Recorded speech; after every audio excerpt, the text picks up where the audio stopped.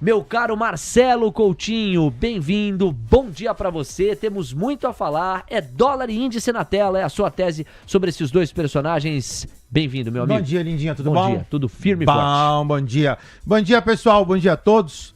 Bom, primeiro de tudo, atento, rolagem do contrato futuro de índice, o INV25 do seu lado esquerdo. Cota, 141, 220, desacelera na retração de 50. Assim como desacelerou na retração de 38. Então tá fazendo a escadinha. Bate na primeira, corrige. Bate na segunda, eventualmente corrige. Isso é hoje. Manutenção altista, 142, 805. Ponto de inflexão para o índice. Day trader de plantão atento. Dólar mais comportado. Caiu, corrigiu, caiu. Lateralizou, caiu. Deixa cair. Dólar, R$ 5,413. No macro, R$ 5,339. 9 horas, 4 minutos. Coutinho, para reforçar. O que o Alex e o Beida construíram na nossa primeira faixa do Manhã TC News é a ideia de que o dólar a nível global segue fraco, os posicionamentos dos principais agentes e personagens seguem apontando para um dólar para baixo. A gente quer confirmar na sua metodologia se o dólar segue baixista e, em seguindo, a qual patamar de suporte a gente tem que ficar mais ligado. Já em relação à Bolsa, tanto o Alex quanto o Beida entendem que, dada a fraqueza do dólar a nível global, e também a consistência dos balanços brasileiros para dar sustentação para isso, o fluxo comprador na Bolsa deve seguir. Eles são altistas em relação à Bolsa, ambos. A gente quer saber na sua metodologia se a Bolsa segue altista e em seguindo, é um jeito de se reforçar o que você acabou de falar, a qual resistência a gente deve se ater. Pois não, Coutinho? Bora. Olha só, a questão do dólar, a gente pode dar um passo rápido no DXY para pegar lá fora primeiro. E aí o DXY ele deu uma azedadinha, né? Então você tinha aqui um canal de alta, só que aqui ele cai e lateraliza. Então ele começa a desmontar o meu canal de alta e começa a montar uma figura baixista jogando o DXY de volta para o 96. Faz um paralelismo, volta para cá. Quando eu venho para o Brasil, R$ 5,415. Então, assim, o dólar baixista, não tenho o que falar. Mantenho a priori, até porque a distância tá longa, você tá falando de R$ 5,415 para R$ 5,339. Então, você tem assim, um longo caminho de baixa. E nota que, como ele é baixista e eu não tenho histórico, então ele permanece baixista no contrato. Eu posso pegar esse fio aqui, transladar ele aqui para cima, e aí o dólar vai lá para baixo. Você estaria falando de 5,20, eventualmente 5,10. Então, corroboram as duas teses. No caso do índice, o índice a 141 mil agora, ele tem o pit stop a esse 142.805, e aí o questionamento do Léo é altista? Tudo sob controle, permanece altista, figura gráfica, se você der um zoomzão aqui, ó, subiu, lateralizou, subiu, então além de ser altista, ainda tem uma figura gráfica que comporta essa alta. Se tudo dá certo, 142.805. Se der muito certo, aí você tá falando do 147. Aí me parece demais. Você tem 5 mil pontos aqui no meio. Aí você vai colocar um fractal, você vai ter lá uma linha 2.500 pontos, enfim. Então, tudo sob controle. Dólar lá fora para baixo, dólar aqui para baixo, índice aqui para cima. 9 horas, 6 minutos. Tô acompanhando vários comentários de vocês aqui no chat, apontando para algum travamento nas plataformas em que estão negociando, ou na plataforma em que estão negociando. Para nós aqui, a bola tá rolando normalmente no gramado. A curva de juros, ela tem 7 pontos base a menos nos pedidos de prêmio em toda a extensão. O dólar tá caindo 0,30, R$ 5,413. E o Ibovespa Futuro recua 0,27%, 140.770 pontos. São 9 horas com 7 minutos. Agradecendo muito a audiência de todos vocês. Nós temos praticamente 2.500 pessoas e 940 likes já registrados. Vamos caminhar para os primeiros 1.000 likes, pessoal? Vocês nos ajudam aí do outro lado? O Vini Volpatti tá na área, o Luiz Fernando Zen, o Pobre Pescador, o Tacalepau, o Ascânio Merrig, também o Daniel Schatzscheider, o Juliano, o Diego Silva, o Ale Mendes, o Rodrigo M e o Hugo Ribas. Também, a Elis Pereira tá dizendo, Leozinho, é o WINV25 que tá travado. E o Coutinho confirma essa informação? Tá travado. Travado, então, só o WN. Tô sem sinal de Vitor por enquanto. Espera que eu tô olhando. WNV25 é o travamento. Então não é um travamento generalizado que vocês estão constatando. E sim o WNV25. Obrigado, pessoal. Estamos aqui monitorando também o posicionamento de vocês. Maravilha? Pro Cláudio Diotto, pro Wellington Filho, pro Adriano Ferreira, pro Ricardo Mariano, pro Marcelo Lisboa e pro Treidinho BC. Quarta-feira é dia de Vanessa de Souza, ela tá na ponta da conexão e vai atualizar os seus racionais aqui com a gente. Van, sempre bom revê-la, reencontrá-la. Eu lembrei muito de você na cobertura do CPI ontem, porque você é exemplo de vários outros contribuidores, estava demonstrando um olhar mais conservador, com dificuldade de enxergar tamanho fôlego de queda de juros nos Estados Unidos. Aí duas peças vieram. Primeiro a revisão ultrabaixista do payroll e aí o CPI mais, qualitativamente falando, melhor, mais bem posicionado, mais desenhado de um jeito que agrade ao Fed para cortar juros. As apostas se consolidam no mínimo em 2 cortes, mas já há quem aponte para 3. Passou a ser o seu racional também? Bem-vinda, Van. Bom dia, Léo. Bom dia a todos. É um prazer estar aqui.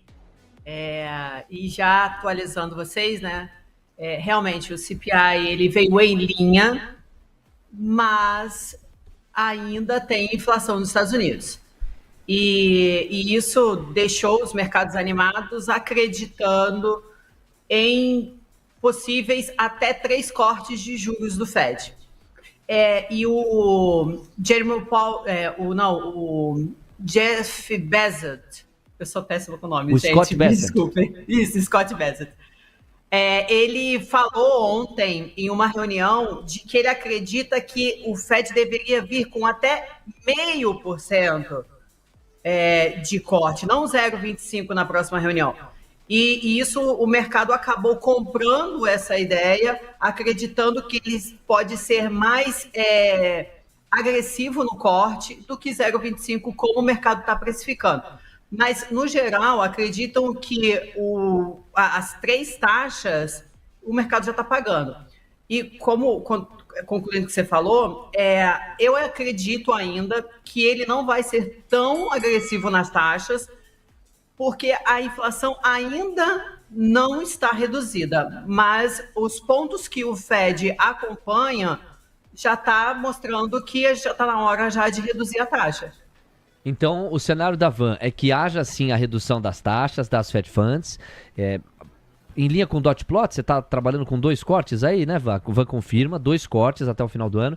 Mas você vê que a preocupação da Van é a de reconhecer que ainda existe um fenômeno inflacionário e ele não pode ser subestimado. Tem sido nessa linha que os membros do Comitê Decisório de Juros, ou os membros do Fed, no sentido mais amplo, têm ido nas declarações recentes. Foi assim com as autoridades que falaram ontem. Pode ser assim com as autoridades que vão falar hoje. E sobre esse seu destaque do Bessent, de que ele enxerga 50 pontos base de corte já em setembro, e está basicamente pedindo isso, ele reforçou essa tese hoje pela manhã. Dava entrevista há pouco para a Bloomberg, nós acompanhávamos o minuto a minuto. Ele não só reendossou 50 pontos base de corte para setembro, como falou que há um espaço geral, pensando já no ciclo de baixa como um todo das Fed Funds, de 150 a 175 pontos base a menos no custo de capital. Ele enxerga quase 200 pontos base a menos no intervalo de juros americano. Hoje entre 4,25% e 4,5%.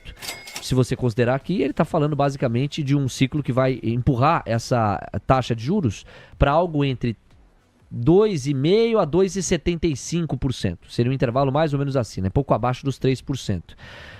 E ele tá pedindo muito, não tá não, Van? Pelo menos é difícil enxergar isso nessa altura do campeonato sem clareza de impacto inflacionário das tarifas.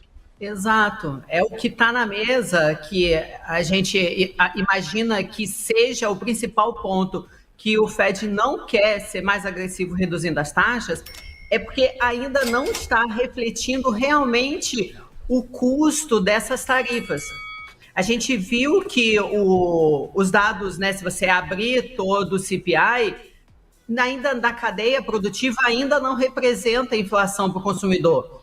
Aí que fica na mesa por que ele vai ser tão agressivo agora? E o medo é de ele chegar daqui a 1, 2 reuniões, ter que parar se não subir taxa novamente, porque a inflação, por conta das tarifas, está subindo. Aí fica nessa, né? O mercado quer que dê essa taxa, mas nem tudo está favorecendo a isso. Nós temos 9 horas com 12 minutos com esse gancho, Coutinho. Vamos primeiro revisitar os gráficos domésticos, porque os sinais sonoros aconteceram. E aconteceram para ilustrar que o Indifut foi renovando mínimas. Daqui a pouquinho tem o qualitativo das vendas no varejo, tá, pessoal? A gente vai entender quais segmentos do varejo brasileiro foram os que mais sofreram nessa foto muito mais baixa do que se imaginava. Daqui a pouco a gente endereça para vocês as informações. Mas o Indifut foi renovando mínimas e o dólar foi renovando máximas, diminuindo parte do ímpeto de baixa. Coutinho. Bora. Pessoal, com relação ao mini índice, o meu gráfico está muito instável, então eu vou pular a análise por enquanto. Eu estou com o book de ofertas Ctrl M no Profit. Você vê que o book de ofertas está completamente vazio. Então, o mini índice a gente pula por enquanto, aguarda a resolução. No caso do dólar, o dólar a priori tudo sob controle, R$ 5,419. O candle muito pequenininho. O que me alegra é pelo menos abaixo dessa linha dos R$ 5,424. Fortalece envelope de baixa. Cai, lateraliza, cai. A gente pode até ir para o intraday desse cara dar uma olhadinha, sem grandes alterações. No intraday, gráfico de 60 minutos, mesma coisa. Cai, lateraliza, vamos aguardar a queda. Quem tiver comprado no dólar futuro, por favor, atenção. 9h14, e aí a gente parte para o gancho americano. Com essa fala da Van, Coutinho já me escreveu aqui que o DXY estava azedando, ou seja, buscando mínimas. Por isso que eu acredito muito, eu canso de bater nessa tecla contigo quando a gente toma um café, almoça. Eu não acredito só na leitura gráfica, como eu também não acredito só na leitura do noticiário isolado. Eu acredito na conciliação dessas duas leituras e tem outros óculos pra gente colocar, inclusive o fundamentalista, etc. Veja, o DXY não tinha deixado fundo. Mas por que ele tinha deixado fundo? Porque até a divulgação do payroll, constatou-se que o Fed teria dificuldade para cortar juros. Aí a moeda americana, o Coutinho vai colocar na tela o DXY aqui para ilustrar, a moeda americana foi abandonando os 96 pontos e foi encorpando. 97, 98, 99, 100 pontos. Olha como piorou a perspectiva da moeda americana a nível global no sentido de fortalecimento. Aí abandonou os 100 pontos, deixou os 100 pontos quase como uma grande resistência. Por quê? Porque o gráfico andou sozinho? Não. Teve um fundamento macroeconômico por trás e um fundamento também do noticiário. Qual? Com o payroll de revisão ultra baixista para os dados de maio e de junho, além da fotografia de julho ter sido abaixo do esperado, você então começou a enxergar mais espaço para o Fed cortar juros. Com o Fed cortando juros, dólar a nível global mais fraco. Aí abandonou 100, veio para os 99, para os 98, para os 97... E a gente volta a estimar que esse dólar global revisite os 96 pontos. Então, assim que o Coutinho tiver condições, a gente vai ilustrar graficamente e trazendo essa dinâmica, ancorar você que está do outro lado. E aí? Esse DXY para os 96 pontos é viável? É factível? Vamos lá então, Coutinho tá na tela. Aí a banda da pegada de alta que está sendo abandonada no momento em que falamos, não é? E agora ficou feio, né? Porque se tivesse só caindo, tudo bem, né? A gente eventualmente viria o repique e tal, ou o deslize. O que me preocupa aqui nessa figura gráfica é que montou um envelopezinho, né? Então ele cai, lateraliza para cair. Então eu tenho uma probabilidade maior de queda, então é isso que eu quis dizer com azedando. A gente pode sim perder um 97,85 e aí ele simplesmente pega, faz o rebatimento, volta e a gente estaria falando de DXY a 9637. 9h16. Valeu, Coutinho. Senhoras e senhores, para onde vamos agora? Vamos para o release do IBGE a respeito das vendas no varejo que nós tivemos na divulgação das 9 da manhã. Eu adianto a vocês, como vocês sabem, a gente demonstrou isso aqui, o dado foi muito mais fraco. Então cabe agora investigar a razão pela qual esse dado foi tão mais fraco assim. Só antes, já que a gente está abrindo a caixa americana, Coutinho, eu entendo que vale a gente visitar agora os yields de 10 anos lá nos Estados Unidos. Eles têm tido uma toada diferente da dos yields de 2. Os yields de 2 têm fechado com muito mais intensidade.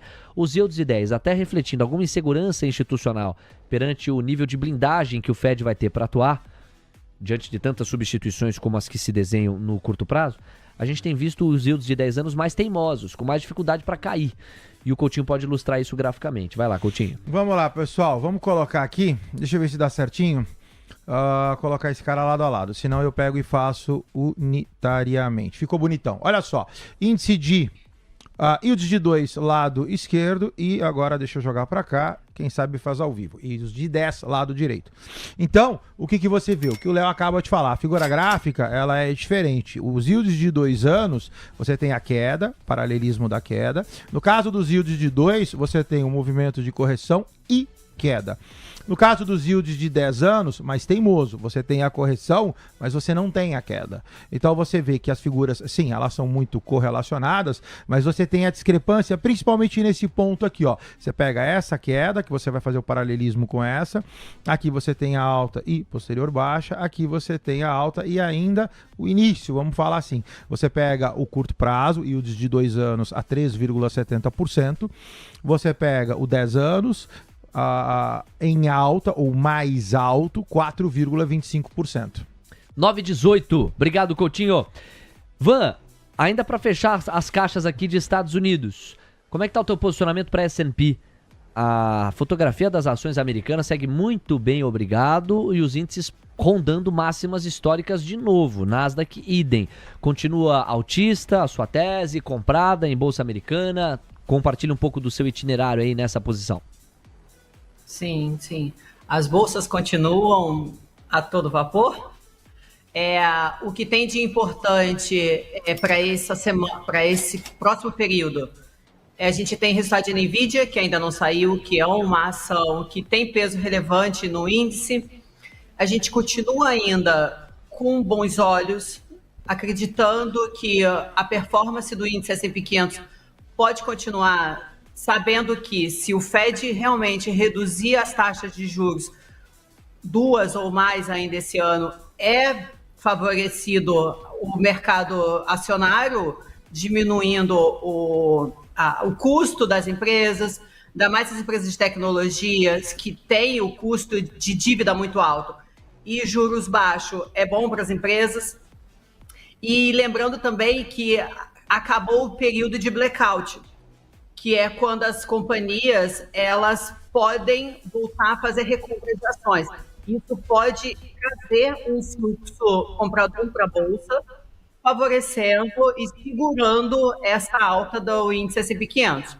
E isso deixa a gente muito confortável para continuar posicionado no índice e aproveitar esse movimento e possível momentum do mercado que, se continuar assim, ele vai entrar um fluxo comprador maior. Coutinho, graficamente, a tese da Van está bem amparada, continua o viés de alta ininterrupto? Graficamente tá bonitão, né? Olha só. Inclusive melhorou. Recordar é viver, né, pessoal? Dow Jones aqui e Russell 2000 aqui embaixo. Eram os dois mais preteridos. Dow Jones lateralizado aqui começa a ressurgir das cinzas. Russell 2000 aconteceu algo. Olha só o candle que faz toda a diferença, né? Quando você vem de uma longa lateralização, eis que ele acordou. Então, volta, reassume viés altista para esses dois que estavam mais atrasados. Quando eu vou para S&P 500, bonitão, já rompeu 6.400 pontos, então rumo 6.600, e no caso de Nasdaq também segue na mesma toada, também dentro do canalzão, tudo sob controle.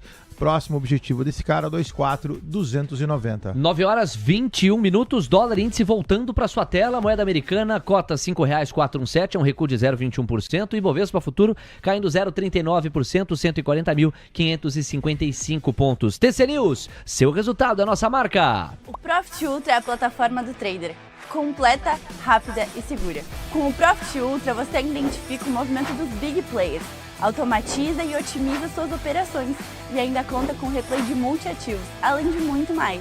Garanta agora mesmo o seu teste gratuito da plataforma mais completa do mercado. Temos 9h21, senhoras e senhores, na tela para vocês a partir de agora o que nós prometemos e entregaremos. Release das vendas do varejo em junho, divulgado material pelo IBGE. Vou deixar essa tabela aqui para você fazer o acompanhamento e vou ler os highlights do documento em si. A gente sempre gosta de olhar por segmento. Equipamentos, material para escritório, informática e comunicação tiveram um recuo de 2,7% nas vendas. Livros, jornais, revistas e papelaria, queda de 1,5%. Móveis e eletrodomésticos, atenção, linha branca, menos 1,20%. Artigos farmacêuticos, médicos, ortopédicos e perfumaria, menos 0,9%. Supermercados, produtos alimentícios, bebidas e fumo, 0,5% de recuo. Todos esses itens recuaram. Houve algum incremento? Houve, numa menor proporção. Combustíveis e lubrificantes, por exemplo, tiveram alta de 0,3% nas suas vendas. Tecidos, vestuário e calçados, 0,50% de incremento. Outros artigos de uso pessoal e doméstico, 1% de avanço. Mas claro, você vê que já pararam os destaques positivos e a variação percentual mais tímida dos destaques positivos, como combustível e lubrificante, 0,30%, tecido, vestuário e calçado, 0,5%. Interessante notar, para quem acompanha as varejistas de moda, que houve resiliência na venda de tecidos, vestuário e calçados. No entanto, é um dado retrovisor de junho, mês 6. A gente já está caminhando mais para o mês 9 do que para qualquer outro. Então fica um pouco defasado para se precificar. Mas pensando em atividade, não há dúvida, é um termômetro muito baixista frente ao que se imaginava. Você que está chegando agora, olha o que a tabela está te mostrando. Aqui a gente tem a comparação junho versus maio, tanto em volume de vendas quanto em receita nominal. Olha o que o dado está mostrando para nós. Menos 0,1% é o que a base anualizada passou a contratar ou a estimar. Você pegar a manchete aqui, da matéria do IBGE em si, vendas no varejo com registro de menos 0,1 frente a maio, portanto é a base mensal, e a média móvel trimestral de menos 0,30. Frente a junho de 24, o volume avançou 0,30% no primeiro semestre, crescimento de 1,8%, acumulado dos 12 meses, 2,7%, exatamente como a tabela está mostrando aqui pra gente. Mas é um resultado muito ruim, né? Então tá aqui, menos 0,1 na base mensal, média móvel trimestral menos 0,30, de junho de 25 ou de 24 para junho de 25, um avanço de 0,30, acumulado do ano em 1,8, acumulado de 12 meses em 2,7. Bom, depois de fazer o raio-x por segmento e de trazer os números absolutos, fica aqui a provocação sobre se isso faz com que o Banco Central reconheça não uma moderação da atividade brasileira, mas uma aceleração maior no seu processo de resfriamento. Se houver uma conclusão nesses moldes, a chance de corte da Selic ainda esse ano aumenta. É a tese em que eu estou, por exemplo, é a tese do Beida e de outros personagens da nossa cobertura, mas nem todos. O Kevin Gervasoni, por exemplo, entende que esse corte não deve vir tão cedo. A gente vai monitorar. São 9h25, Coutinho, para ilustrar no gráfico, vamos lá para a curva de juros. Você costuma pegar faca 27 e faca 35 para a gente ter uma estimativa. Nessa altura, nós temos 7 pontos base a menos nos pedidos de prêmio em toda a extensão. Acho até pouco, frente à surpresa negativa que esses dados da venda no varejo produziram. Coutinho fala graficamente, pois não, mestre? Bom, a gente tem, primeiro de tudo, Léo, uma dissonância, né? Então, olha só, quando você olha para o 27 curto prazo, você tem o rompimento do suporte e a queda. Quando você olha para o 35 longo prazo, você ainda está lateralizado, ainda dentro do canal e ainda sob suporte. Então, você vê que, em termos de sensibilidade, essa era a palavra, o 27 está mais perto, tá? Então, a gente cota no 27, 13,91. O valor em si, para mim, comparando os dois gráficos, nem é o mais importante. É você ver que o curto prazo realmente arrefece, então o mercado se comporta de forma mais proativa no curto prazo. Já o 35, o nosso longo, não acompanha. Então você tem uma melhora na ponta curta, mas a ponta longa ela ainda segue desconectada. Você está lá a 13,54%, menor inclusive do que o curto, que está 13,91%, mas o comportamento aqui é mais importante entender essa diferença do que o valor em si. Curto prazo vai bem, obrigado, descendo, o longo está ali paradinho em cima do suporte. 9h26, Vanessa de Souza, a gente quer um destaque final da sua parte, considerando a fraqueza do dólar a nível global. Há pouco o Coutinho ilustrava no gráfico o DXY se despedindo de um canal de alta que estava muito claramente traçado. E o Coutinho entende que é questão de tempo para esse DXY voltar para os 96 pontos. Dólar a nível global mais fraco, bom para emergentes, Brasil tende a sair melhor na foto. Queria que o seu destaque final abraçasse isso. Sim, concordo totalmente com a análise técnica e com as informações que estão saindo nas manchetes e refletindo no preço. E parte disso é por rotação de busca por risco. Se o mercado americano ele está iniciando uma diminuição da taxa de juros, é natural ter uma depreciação da moeda. E a gente está vendo o DXY batendo, infelizmente, novas mínimas e os mercados emergentes se favorecendo. A gente está vendo Libra também se valorizando, porque o mercado ele vai para os lugares que estão pagando o melhor prêmio. O Brasil ele vai se favorecer com isso, porque ele tem uma das maiores taxas de juros do mundo e tem um mercado extremamente líquido. E isso é maravilhoso para o estrangeiro, que eles entram e saem facilmente no país. A gente está vendo o índice subindo, maravilhoso para o mercado local. E a gente tem aquilo, né? Nesse momento, o dólar fraco é ruim para o mercado americano, porque tem uma depreciação da moeda, mas para o mercado local é maravilhoso. E a gente espera que ele não passe das mínimas, como o Coutinho falou. Se ele descer para 96 baixo, aí realmente ele pode continuar uma tendência baixista do dólar index. E é aquilo, é ficar de olho, e não é o momento de se posicionar nem comprado, nem vendido. É o momento de esperar, saber o que vai acontecer com o mercado nas próximas... A gente vai ter a reunião do Putin com o Trump na próxima semana. A gente vai ter também a reunião do Jackson Hole, que é muito importante para saber a dinâmica do mundo, todos os integrantes de bancos, os famosos os banqueiros, né? E isso vai trazer uma visão melhor para o dólar e para as moedas emergentes. Então é um ponto de atenção para o DXY. Van, muito obrigado. Ótima semana para você. Até a próxima quarta. Obrigada, gente. Bons trades a vocês e até semana que vem. Valeu. Van de Souza, passando aqui às quartas-feiras no seu Manhã TC News. Você vê que a Van recomenda aguardar, esperar, no caso do DXY. É uma recomendação prudente na medida em que a gente está começando a experimentar uma saída do canal de baixa. Faz mais sentido aguardar a confirmação dessa saída, do canal de alta, perdoe. Uma saída do canal de alta, faz mais sentido aguardar essa saída para aí sim a montagem de um posicionamento mais baixista? Eu acho que ela tá certa pelo seguinte, Léo. Se você olhar, além de você ter o rompimento, né, você tem uma figura toda de cunho altista que começa a ser deteriorada. Então, assim, se eu tivesse que tomar uma decisão hoje, eu corro o risco de a coisa muda, esse cara resolve subir de novo por algum motivo e quebra completamente meu raciocínio. Da forma que eu tô olhando, ok, eu imagino que ele caiu, lateralizou e vai cair. Então eu acho que a prudência dela tá correta, até porque se você se posicionar em qualquer coisa aqui no meio do caminho, forçosamente, aí do meu lado, graficamente, você tá também se posicionando numa figura ruim. Então eu não teria muita pressa, não. Eu preciso entender se esse cara sobe acima de 97 ou se esse cara cai abaixo de 96,30. Coutinho, por qual razão a linha superior do canal de alta que você traçou tá tocando no pavio deixado por um candle de alta como referência, em vez de pegar, por exemplo, o pavio daquele candle de baixa mais alto? Esse aqui? Isso. Olha só, quando você traça o canal a gente faz assim. Então vamos lá, quem sabe faz ao vivo.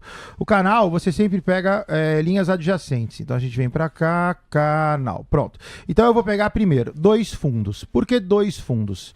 Porque são as coisas que eu tenho confirmação. Eu tenho um fundo, um topo acima. Eu tenho um fundo, um topo acima. Então eu vou escolher esse cara com esse cara. Dito isso, o que eu pego? Eu sempre pego a máxima entre esses dois. Porque você vai falar, bom, Coutinho, por que você não pegou esse? Isso. Não, dúvida porque eu pego a máxima entre os dois dentre estes, sempre, entendeu? Entendi. Então aqui eu escolho esse ou esse, escolho esse. Então tá feito o meu canal. O canal ele é sempre feito dessa forma. Se você pega este topo, obrigatoriamente você tem que pegar este fundo e um fundo do lado de cá. E aí entre estes dois virá esse. Bem legal, Coutinho. Aliás, daqui a pouco você vai convocar a nossa audiência, vamos esperar mais gente chegar ainda na live, porque hoje é o dia. Hoje é o dia, a gente tem às 8 da noite a grande conversa entre o Coutinho e vocês, para vocês entenderem melhor a metodologia do Coutinho. Muita gente já se inscreveu, gente que acompanha o teu trabalho diariamente, daqui a pouco você vai mais para a convocação. Temos 9 horas com 32 minutos, Fábio Fares é o nosso próximo convidado, é com ele que a gente vai a partir de agora e até às 10 da manhã estaremos na tabelinha. Fábio, bem-vindo, ótimo dia para você. Bom dia, Léo, bom dia, Coutinho, bom dia a todos do TC. O Bessent está pedindo 50 pontos de corte para o Fed agora em setembro. Ele está pedindo demais? Ele está seguindo a cartilha do chefe, que passa todos os dias um memorando para todos os funcionários obedecerem, e eles têm sido bem fiel. Se está certo ou está errado, isso são outros 500. Mas ele está só alinhando a metodologia de discurso do que o chefe pediu para ser falado. E factível não é, naturalmente, não é? Eu dei uma visitada na FedWatch, olha que o mercado pede, hein, Fábio Fares? O mercado, se bobear, o mercado pede para não dizer que suplica por corte de juros. Não tem apostas apontando para recuo de 50 pontos base. Isto posto, em que medida o CPI te entrega um fundamento para maior conforto ou desconforto desse corte de juros em setembro que parece incontornável, hein, Fábio? O CPI ele apenas mostrou que os exageros estão controlados, porque olha como o mercado está nesse momento, comemorando que apesar da inflação ter subido, subiu dentro do esperado. Mas ela subiu. De uma leitura para outra, a inflação subiu. A gente tem um núcleo que chegou na mínima em 2,6 e voltou para 3,1. A meta é 2, né? Então, assim, não dá para comemorar. O que o CPI mostrou que é importante é que todos os componentes que são afetados por tarifas, eles não foram contaminados e que os problemas de inflação são em itens fora dos impactos tarifários. Porém, a gente agora só vai ver o que são as tarifas de verdade. E tem um ponto importante, Léo. A Goldman soltou um relatório na segunda-feira com um estudo justamente sobre o impacto das tarifas, mostrando que, por enquanto, praticamente 65% foi absorvido pelas empresas, não foi repassado. Mas que eles acreditam que isso aconteceu por incertezas, onde as empresas falaram, olha, vamos segurar o quanto der, quando tem clareza a gente começa a se refazer os planos, e tanto que as expectativas da Goldman, que ela tem uma força muito grande no que fala e faz, dado que o Tesouro Americano e o Fed têm muito membro ex-Goldman. Eles falam o seguinte, olha, a gente acredita que nos próximos 4 meses, ou seja, até o final do ano, esse repasse vai ser muito mais sentido pelo consumidor do que as empresas segurando. Os consumidores serão os grandes responsáveis entre quem consome e quem importa. Então, o exportador dos outros países vão acabar sentindo. Logo, isso vai gerar inflação. O medo que as pessoas com um pouco mais de cérebro no mercado e menos ansiedade têm é que a inflação ela é muito pior do que um desemprego temporário. Porém, todos os membros do Fed, e hoje nós vamos ter o Goldsby e vamos ter o Bostic, que são 2 membros muito importantes, sinalizam que está na hora de afrouxar um pouco. Eu acho que muito disso medo da cartilha do chefe. Porque se for ser sensato, não precisaria cortar agora, né? A gente está vendo aí bolsas nas máximas de novo, dólar perdendo força, o que ajuda. A gente está vendo as taxas de juros de longo prazo se manterem onde estavam, elas sobem, descem, mas acaba ficando de lado. Não teria necessidade. E outra, ano passado nós tivemos o mesmo cenário, um dado de emprego muito ruim, o Fed se precipitou e deu no que deu. Ou seja, no fundo você está denunciando que a pressão política em torno do Fed pode induzi-lo ao erro? Não é que estão induzindo ao erro, eu acho que o Fed vai ter que fazer uma coisa que é cortar, porém ele vai ter que se superar se comunicando muito bem para o mercado, como você bem frisou na sua primeira fala. Quer mais? Não se empolgar demais, porque não tem espaço, quando a gente olha para a inflação, para cortes agressivos. Tanto que muitos ainda têm na cabeça que o melhor cenário hoje seria um corte em dezembro e acelera em 2026, quando a gente vai ter muito mais clareza de tarifas, de leilões, de todo o resto. Começar em setembro e querer ser agressivo pode gerar problema, porque a inflação, o elefante na sala, ele tomou um energético e ganhou força. E me parece, Fábio, que esse trabalho já começou, porque ontem as autoridades do Fed, que tiveram a oportunidade de falar, foram muito comedidas, não se entusiasmaram com os dados mais fracos do trabalho. Quase como quem diz, olha, tem espaço para corte, mas espera lá um pouquinho, não é assim também, né? Não vem pedir muito mais, porque o atual patamar está correto, a maneira como a política monetária está sendo conduzida está correto. Tem um outro debate aqui que é legal pautar contigo.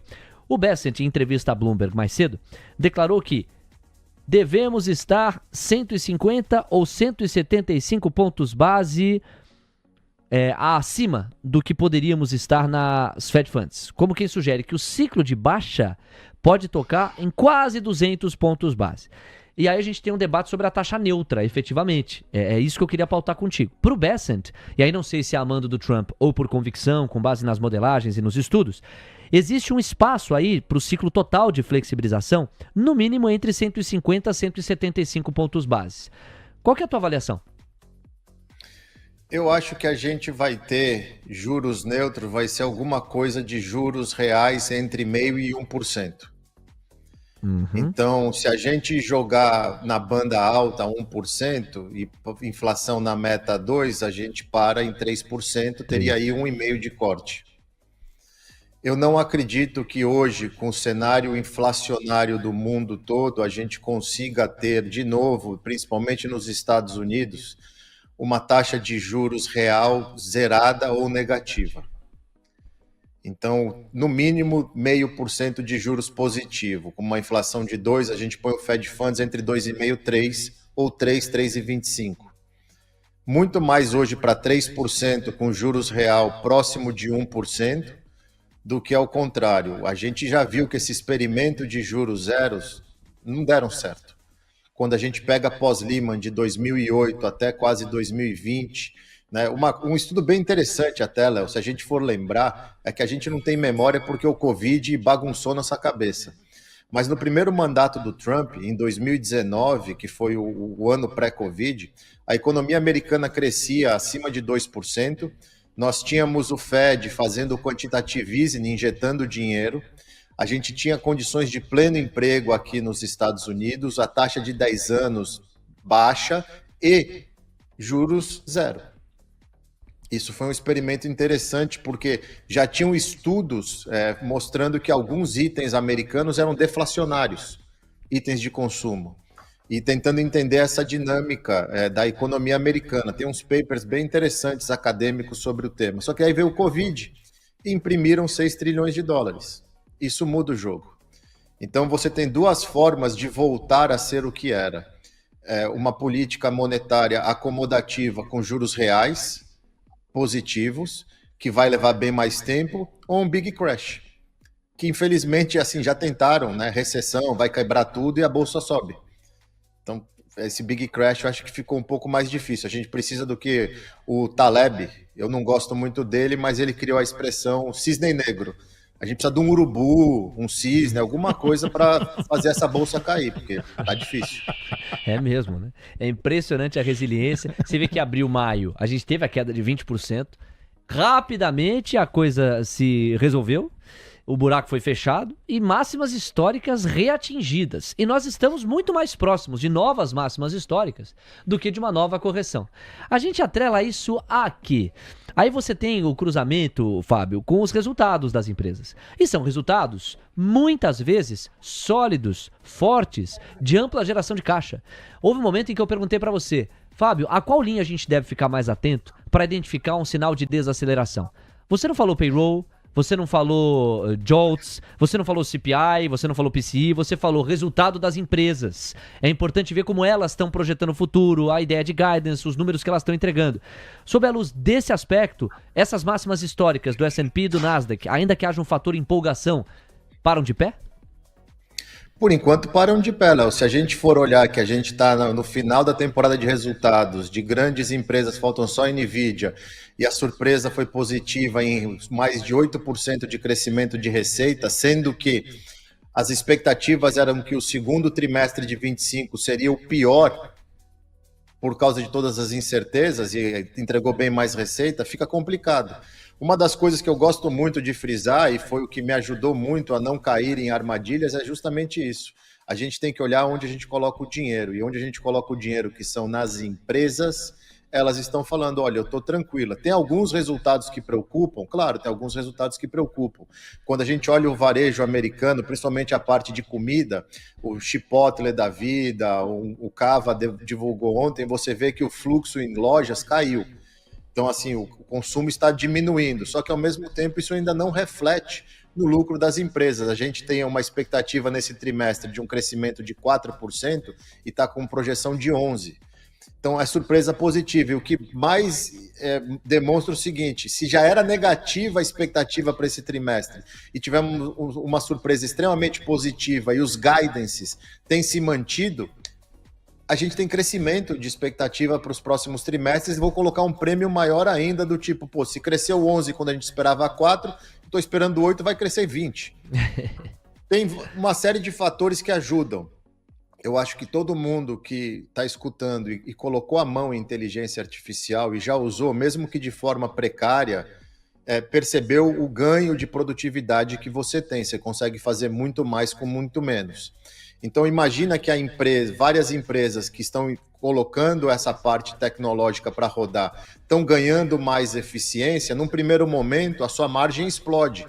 Você ganha muito espaço de margem. E com o tempo isso vai sendo adaptado porque você acha o ponto de equilíbrio entre eficiência, mão de obra e principalmente demanda. Então a gente vai ver uma desaceleração desse crescimento de margem. É natural, só que não está aparecendo. Enquanto isso não aparece, você mesmo falou na primeira fala, o mercado sempre quer mais. Então o mercado ele começa a precificar o mundo perfeito, que é o grande perigo. Vê um exemplo básico disso. Pega aí, Coutinho, depois o gráfico da Berkshire Hathaway, a empresa do Buffett, e compara com o S&P. O mercado está punindo o Buffett porque está falando, a bolsa só sobe e você está segurando o caixa que rende agora menos de 4%. Sinto muito, meu amigo. Cadê sua genialidade? Você tem que pôr esse dinheiro para trabalhar, porque o mercado está pagando muito bem o dinheiro que está investido lá. E esse é um sinal clássico de que não dá para você esperar acontecer alguma coisa, porque não está acontecendo há muito tempo. Não, a provocação é ótima. Vamos ver se no gráfico o Coutinho consegue ajeitar. Você entendeu aqui a encomenda, né? Berkshire Hathaway, de Buffett, é um meio de você investir com o Buffett, né? Você deixa lá o seu dinheiro numa ação, enquanto você conseguir, ou no mercado fracionário que seja, e aí basicamente aquela alocação sua refletirá a alocação que Buffett, junto ao seu, se ele tem um baita time ali para acompanhá-lo, decide, né? A alocação de recursos que o Buffett entende ser a mais adequada. Só que o Buffett, Coutinho, ele tem demonstrado algum desconforto, e não é de hoje, com o nível de precificação dos ativos financeiros americanos. Mas o mercado tá olhando para ele e falando assim, ô gênio, você tá achando que tá muito caro e não para de ficar mais caro. E seu dinheiro tá cochilando, com um retorno muito inferior àquele que as bolsas estão entregando. Então a provocação é muito boa. Você vê que quem tá com o fundamento na ponta da língua revela algum grau de desconforto. O gráfico diz o quê? Nossa, é impressionante. Olha só, deixa eu só terminar a lição de casa aqui. Realmente a provocação do Fares é ótima. Vamos pegar o final aqui, né? O final do movimento, início de abril, né? Se você pegar, cadê a ferramenta? Onde está você? Quem sabe faz ao vivo. Tá aqui. O S&P 500 do fundo do candle, que é o clímax da crise nos Estados Unidos. Se eu pegar e esticar esse cara pro S&P 500, eu tenho até o momento 35,08% de upside. Puxa vida. Agora eu vou fazer o mesmo exercício com a Berkshire. Então, só que a Berkshire eu vou fazer ao contrário. Eu vou pegar, aqui está o fundo do candle, início de abril. Okay. Só que eu vou fazer ao contrário. Eu vou pegar de cima para baixo para ver o que aconteceu. Então, no caso do S&P, o fundo me leva a 35% de upside. No caso da Berkshire, ela sai do fundo. Se você pegar o fundo com o valor atual, eu praticamente estou no 0 a 0. Então você vai falar que o S&P subiu 35 e eu fiquei zerado. Agora, se você pegar deste upside, você vê que você tem uma queda na contramão do S&P 500, entendeu? Então, potencialmente, na minha forma de enxergar, o resultado é pior. Você acaba sendo simplista de falar, ok, o fundo do Berkshire versus o fundo do S&P, ok, eu tenho praticamente um 0 a 0 versus um upside de 35%. Só que nota que quando eu tenho um leve upside, o S&P continuou subindo. E esse cara voltou para baixo.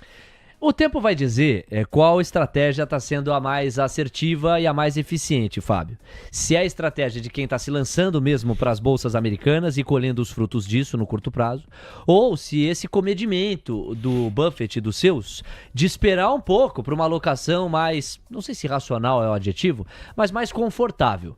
O fato é que, como nós não temos gabarito, quando a gente olha para o resultado das empresas, como você bem salientou, o resultado das empresas está amparando esse entusiasmo, essa empolgação com as máximas históricas da Bolsa Americana. E tem o fator inteligência artificial / tecnologia que muda de fato o tabuleiro, Fábio. Eu tenho visto algumas pessoas sugerirem que nós estamos diante de uma remontagem, de um redesenho de paradigma, de modelo, na hora de pensar valor, em função do que a IA é capaz de fazer com as empresas, sobretudo e por definição as tecnológicas, o que pode chacoalhar manuais até aqui outrora clássicos. Como é que você discorre a respeito disso? Eu acho que é justamente isso. Agora, Léo, é muito importante pontuar uma coisa para a audiência, porque, veja bem, nós falamos de Buffett, de Bessent, de mercado, só que nós somos seres humanos comuns que não vivemos para investir no mercado. Os investimentos são uma forma da gente preservar e multiplicar o que a gente constrói através do nosso trabalho. Então, é comprovado estatisticamente, né? E hoje existem instrumentos que trabalham para você de forma mais fácil. Você, investidor, tenha um plano de quantos % do seu patrimônio você quer ter alocado fora, em moeda forte, e faz aporte todo mês. Você não precisa fazer o timing do mercado, você não precisa comprar as melhores ações, usa ETFs e compra todo mês. Por quê? Porque é comprovado que o DCA, que é o Dollar Cost Average, que são compras constantes, por causa de um mercado eficiente, como é o mercado global em moeda forte, você vai ser premiado lá na frente só com o retorno do mercado, que, inclusive, bate todos os gestores no longo prazo. O problema é que a gente, quando começa a investir, a gente coloca o chapéu de maior gestor do mundo. É que nem o homem em si, é o exemplo clássico do homem que compra uma camiseta do Ronaldinho Gaúcho para jogar pelada no final de semana e acha que é o Ronaldinho Gaúcho e não é. A gente faz a mesma coisa com dinheiro. Não, agora que eu assisti o TC News, li 2 relatórios, escutei o pessoal falar, agora eu vou virar um baita gestor e vou treinar meu portfólio. Você vai perder dinheiro. O investidor médio aqui nos Estados Unidos, nos últimos 25 anos, teve um retorno de 3,6%, é comprovado pelo JP Morgan no estudo que eles fazem, enquanto o S&P te deu 14%. É melhor ficar sentado de passageiro do que achar que você vai ser motorista de alguma coisa. Tenha um plano e faça isso. Por quê? Porque a gente está vendo que a resiliência e a eficiência de um mercado que há 2 anos gritam recessão, ele está entregando resultado. E o cara que ficou tentando tradar não conseguiu o retorno. Quem está sentado passivo, viu abril passar, nem se desesperou, porque sabia, o mercado vai subir. E lá na frente ele vai te premiar mais ainda. Então, assim, tem que separar um pouco isso, porque do mesmo jeito que a camiseta do Ronaldinho Gaúcho não vai te transformar no Ronaldinho Gaúcho, o mercado vai te punir, porque nem os traders conseguem acertar o longo prazo. Então, seja consistente e disciplinado, que seu resultado vai ser muito melhor do que você imagina. Aportes regulares, constantes e, em especial no caso americano, centrados em ETFs que refletem, por exemplo, o índice S&P, são, sob a luz dos dados, das evidências e de décadas de história, a melhor estratégia para você ver o capital se multiplicar ao longo do tempo. Isso tem convocado discussões muito profundas aí, sobretudo entre os americanos, Fábio, os próprios gestores numa certa crise, porque é tão difícil você bater o S&P, mesmo os gestores, na hora de fazer o stock picking e compor uma carteira que se diferencia da composição do S&P, eles têm muita dificuldade para bater o índice principal das bolsas americanas. Vamos colocar o Nasdaq ali como um personagem relevante também. Então, bem feito esse complemento para que quem está do outro lado, ainda que possa e até deva pensar uma ou outra ação, não perder a visão de conjunto e essa noção estrutural, sobretudo a disciplina de, mesmo nos piores momentos, não abrir mão do plano e continuar com os aportes regulares, assumindo a premissa de que a economia americana é a economia americana, como a gente vê a cada divulgação. Fábio, vou convidar você a se ligar nesse recado que o Coutinho vai trazer para você e para toda a nossa audiência, porque é hoje, Coutinho, e é às 8 da noite. O quê, hein? O ponto da virada. Eu acho que, olha só, dando uma carona no Fábio antes de falar, o QR Code vai entrar na tela. Mas você é chato, hein, Moreno? Você é chato, hein, Moreno? Olha só, pessoal. Não, o Fábio falou um negócio muito interessante, né? O que ele falou, eu falo de forma diferente, lembra? Compras pequenas, parciais, preço médio positivo. A gente pode até aproveitar e engrenar e falar isso hoje, né? Hoje é o dia, né? Então, quarta-feira, hoje, às 20 horas, a gente tá junto. Então, a gente vai conversar, tem a minha Masterclass, 8 horas da noite, vou contar um pouquinho da minha história. Vou dar um banho pra vocês em FIBO, principalmente, né, como eu falei no vídeo de ontem, não só FIBO, mas como eu leio um gráfico, tá? Então, assim, a gente vai bater um papão e, conforme a gente já comentou, quem é de curso vai pra curso, quem é de bootcamp, que é a imersão aqui em São Paulo, é de bootcamp. Quem é de mentoria, é de mentoria. Então, por favor, novamente, estejam preparados, 8 horas tranquilão, sentadinho, sentadinha, tá? Para vocês assistirem a Masterclass. Os links de transmissão vocês vão receber minutos antes do início, tá? E aí eu os aguardo. Me perdoa, que hoje o lindinho aqui me quebrou, entendeu? Hoje à noite, às 8 horas, eu tô esperando vocês lá. Tá aí o Coutinho, às 9h53. Vocês têm o privilégio de acompanhar o olhar e a análise dele todo dia aqui, na emissora como um todo, porque não é só do manhã que ele participa. E agora vão poder subir um degrau a mais, praticando a metodologia, tendo autonomia para fibar o papel, o ativo financeiro ou o índice que você quiser. Estamos torcendo muito pelo sucesso desse encontro, pelo número de inscritos a gente tem uma expectativa maior ainda, mas dá tempo de alargar ainda mais o número de pessoas. Com certeza, né? O QR Code está na tela, pequeno cadastro, página número 2 tem um form para que a gente possa conhecê-los. E na parte de baixo tem o grupo de WhatsApp, tem mais um vídeo hoje e no final a gente vai mandar também por lá o link de transmissão para que a gente se veja hoje à noite. 6 minutos para as 10 da manhã, sucesso Coutinho, conte conosco. Bom, é o seguinte, dos assuntos que eu separei aqui, só antes, ó, vocês estão acompanhando o Indifut, 0,50% de marcha ré, o dólar caindo 0,35%. Falta abordar com o Fábio Fares DXY e abordar com o Fábio Fares um pouco da sopa do Brasil. Sobre o DXY, Coutinho, bota na tela, por favor, o gráfico do DXY. O Fábio foi o primeiro a denunciar aqui que entendia que havia sido deixado um fundo em 96 pontos. Quando o teor e o caldo macroeconômico apontava para dificuldades de o Fed cortar juros nos Estados Unidos, considerando as evidências de inflação e também de um mercado de trabalho resiliente. Dito e feito, saiu de 96, foi buscar os 100 pontos. No entanto, no meio do caminho tinha uma pedra no meio do caminho. Essa pedra tem nome, revisão ultrabaixista do payroll. Nós tivemos então, de repente, do dia para a noite, os dados de maio, de junho e de julho para baixo. Alguns substancialmente para baixo. E agora o CPI, que embora tenha tido uma foto de relativa melhora, tem analistas que entendem que não é o proxy para a gente antecipar o que pode vir ainda com o impacto inflacionário das tarifas. Em todo caso, essas duas frentes, essas duas camadas, ajudam a explicar o retorno. Saímos do 100 para 99, 98, 97 e o Coutinho tá de olho, veja como é difícil romper mesmo o canal de alta, volta a se comportar o candle dentro do canal de alta, mas o Coutinho tá de olho no rompimento para uma revisita aos 96 pontos. Fábio, você denunciou o fundo, denuncia também agora o topo?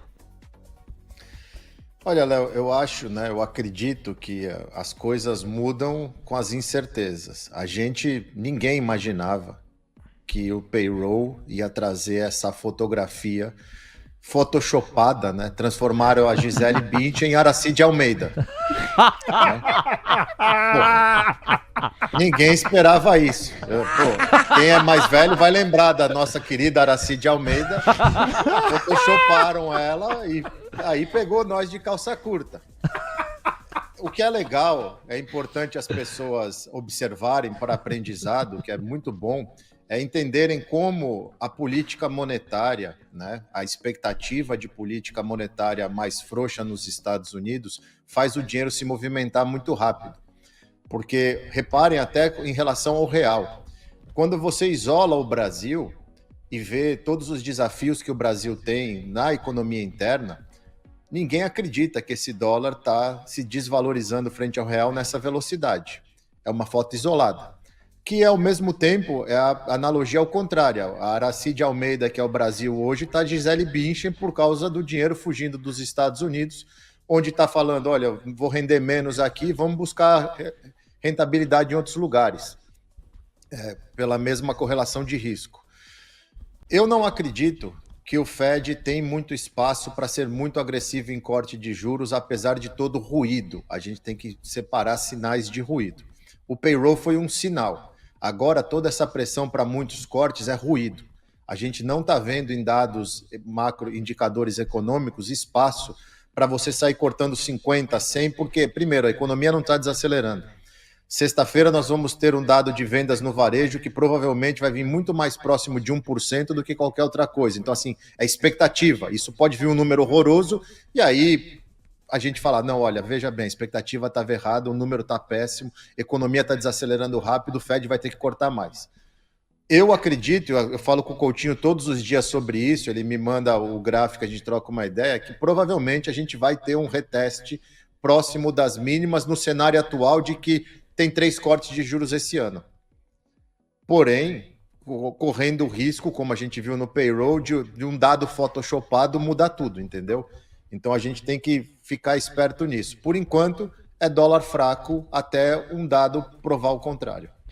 E aí, sobre o puro suco de Brasil, a gente tem 1 minuto e meio, então vou ser breve no gancho. Lula ontem vai numa entrevista e volta a falar em desdolarização, fala em regulação das redes, não é sobre o mérito de eventualmente regular ou não as redes, mas o timing de se colocar isso no momento em que o Brasil está medindo ainda os impactos e tentando contornar os impactos do tarifaço. Obviamente, em termos de estratégia política, para quem quer resolver, não é o caminho. E aí a gente volta àquele debate. Quer resolver? Será que interessa resolver politicamente, em termos de embalagem?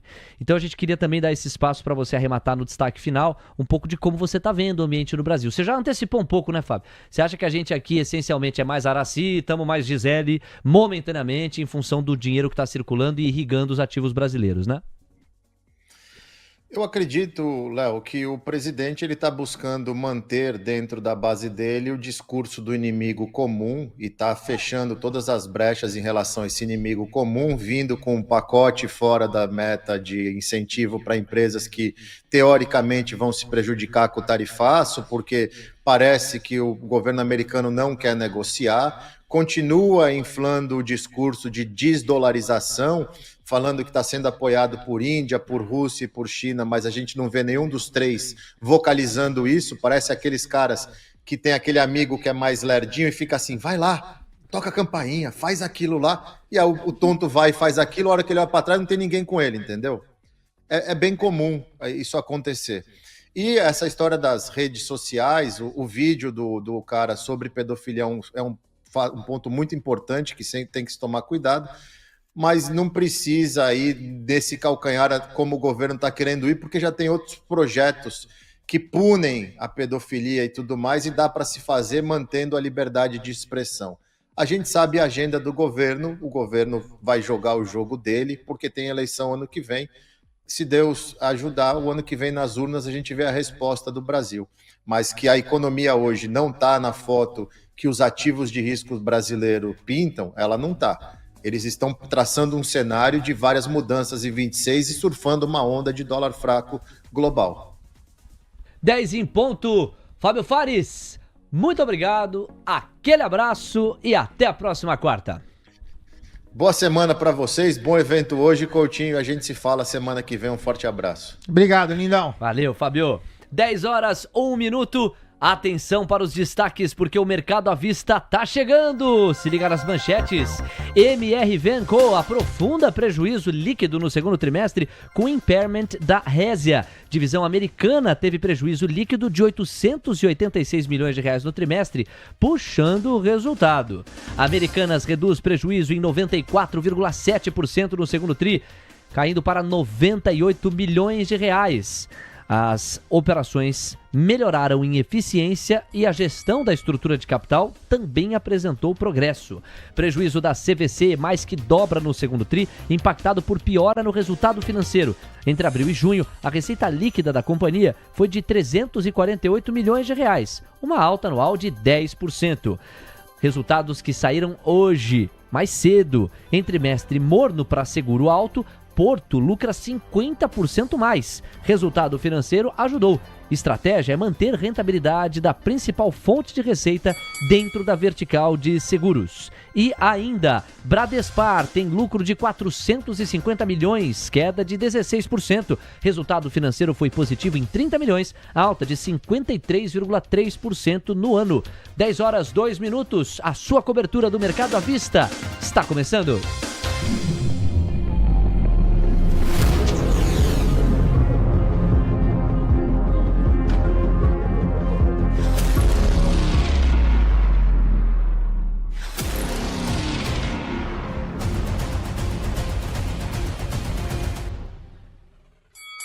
Bora lá, Coutinho, trabalhar nesse índice e nesse dólar. Moeda americana não quer saber de correção. Tá caindo 0,40%, R$ 5,409.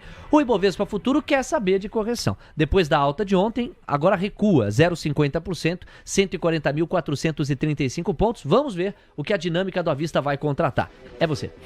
No caso do dólar, pessoal, lado direito, R$ 5,409, sem alteração significativa.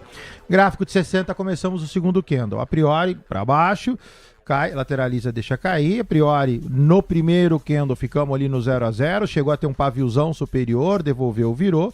E agora, manutenção baixista, 5,408, 405. R$ 5,381. Do seu lado esquerdo, eu estava com um book de ofertas aqui, aparentemente o índice futuro normalizou. Recordar é viver, troquem o índice, por favor, o INV25, baixista, cota 140.425, tudo sob controle, deixa descer. Seu objetivo, 139.700. 10 horas 3 minutos. Léo, vamos 3. Ontem teve um comportamento que na metodologia do Coutinho indica uma reversão de tendência ou ainda baixista. Pode atualizar? Quem mandou esse superchat, hein? Foi o glorioso Luciano Oliveira, que é membro do YouTube UTC e ainda assim fez questão de superchatar. Muito obrigado, viu, Luciano? Vamos lá, já com vamos 3 no pique, Coutinho. O ativo em leilão, R$ 4,11. Gráfico diário, imagino que você esteja falando deste candle aqui, né? Então a gente está lateralizado na parte inferior do gráfico, região de compra, sem figura gráfica de compra. Dou um zoomzão, chego para cá. Tenho esse belo candle revertendo o movimento. Gráfico de 60 vai te dar um pouquinho mais de visibilidade. Tá aqui a figura gráfica que você viu. Então eu tenho o início do movimento de reversão, conforme você alega. Deve cair levemente abaixo, R$ 4,02, que é a linha do Fibo desse pivôzinho aqui. E aí sim, nesta região, a compra, ela é um pouquinho só desaconselhada pelo seguinte: você vai comprar dentro do canal. O ideal é que esse cara tivesse saído do canal, fizesse um movimento de correção e a minha entrada fosse fora do canal. Aqui, tudo bem, eventualmente, um pouco... Você pode fazer a compra também parcial com preço médio positivo, da eventualidade que saia do canal e aí você vai lá e enche a mão. Quem nunca teve que fazer canal num dos dentes, né? Quem nunca? E não é barata a conta não, viu?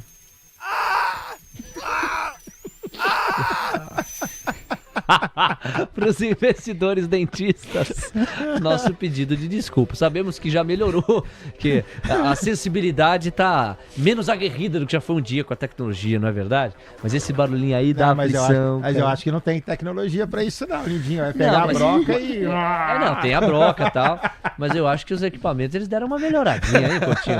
Será? Acho que não. Você acha que não? Não, o barulho é o mesmo, o barulho não mudou, 10 e 5. Vamos lá, senhoras e senhores, Gabriel Junqueira. Olha, esse dentista vai ser preso, bicho. É essa a reação? Como é que é o povo na cadeira do dentista aí, Leozinho? Ó. Olha lá.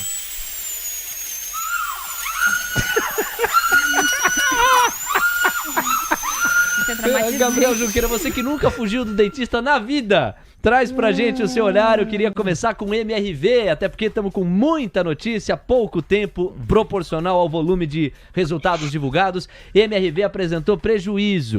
Na verdade, aprofundou o prejuízo, não é, Gabriel? E muito em função do impairment da Resia, aquela operação nos Estados Unidos, da qual o MRV tem tentado se desfazer. Bem-vindo. Pois é, Léo, muito bom dia Coutinho, bom dia Carol, bom dia pessoal. Aliás, eu tenho consulta no dentista amanhã, viu? Nossa, acabou de me lembrar. Muito obrigado, Léo Pinheiro, pela sonoplastia aí que me deixou super animado para ir amanhã no dentista, mas tudo bem. O resultado da MRV, né, no segundo trimestre, ele foi bem impactado por essa questão do Land Bank e da Resia, né? A Resia continua sendo o grande problema aqui do balanço da MRV. Quando a gente olha para a Operação Brasil, né, ela teve uma receita de 2,5 bi, um crescimento tri contra tri, também acima da expectativa, margem de 30%, EBITDA das operações brasileiras também acima da expectativa, mas a questão aqui da Resia segue pesando e pesando muito na estrutura da MRV como um todo, né? E assim, vaso ruim não quebra, né? Eles não conseguem se livrar dessa operação. Foi um investimento muito ruim e que coloca a MRV muito abaixo dos seus pares, né? Quando a gente olha para a Direcional, quando a gente olha para a Cury, a gente vê uma MRV que está ainda realmente deixando a desejar, Léo. E aí vamos pro gráfico, Coutinho. Graficamente falando, lembra que a MRV não passava de R$ 6,33. E aí eu falei, fiquem atentos porque ela eventualmente vai ter dificuldade do 6,60. Dito e feito, olha só, bateu no 6,60, hoje dá uma leve azedada, o ativo cai quase 3%, volta para dentro do canal inferior, R$ 6,26. Quem está comprado, fique atento, por quê? Porque eu tenho aqui a possibilidade que ele faça um harmônico baixista, então no final das contas o objetivo passa a ser 5,76 e não 6,60, tá? Então, por favor, quem tiver comprado, atento o stop e vai monitorando. Se começar a perder a mínima de hoje e continuar caindo, rumo 5,76. Valeu, Coutinho. 10h08. Grupo Mateus é a nossa próxima atração, enquanto o Ibov ainda vai tendo muito papel em leilão. MRV que sai de leilão numa queda de 2,7%, R$ 6,31. Cotação atual de MRVE3, fechado? Bom, agora a gente endereça, termos gerais, curva de juros fechando 5 pontos base aqui no Brasil em média, o dólar em R$ 5,410 e Bovespa caindo 0,18. São Martinho tá voando, não em função da variação percentual, é 2,15%, mas do leilão a que é devolvida São Martinho, em função de algum desnivelamento na força de compra. Outro papel que tá voando é Porto Seguro, 2,15% de ganho, Porto Seguro já passa dos R$ 56. No entanto, nosso próximo destaque passa por Grupo Mateus, que lucrou 343 milhões de reais no segundo tri, uma alta de 6%. A receita líquida da empresa foi de 8,77 bilhões, uma alta de 15%. Rapaz! Alô, Gabriel.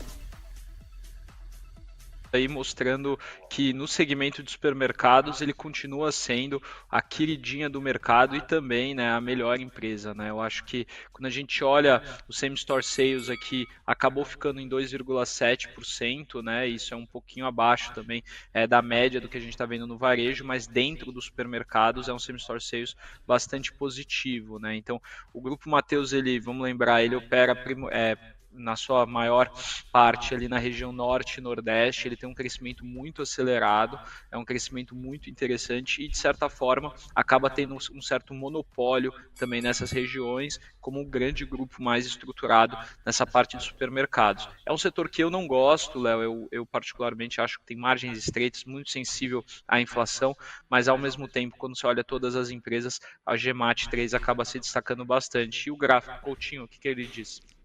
O gráfico tá ruim, vai na sua linha, né? Então, assim, subiu, lateralizou, distribuiu e agora virou, começou a fazer sinalização baixista. 2 pivôs para baixo, o ativo cota R$ 7,43, suporte no 7,22, objetivo macro 6,50, tem um pit stop no 90 e um pit stop no 70.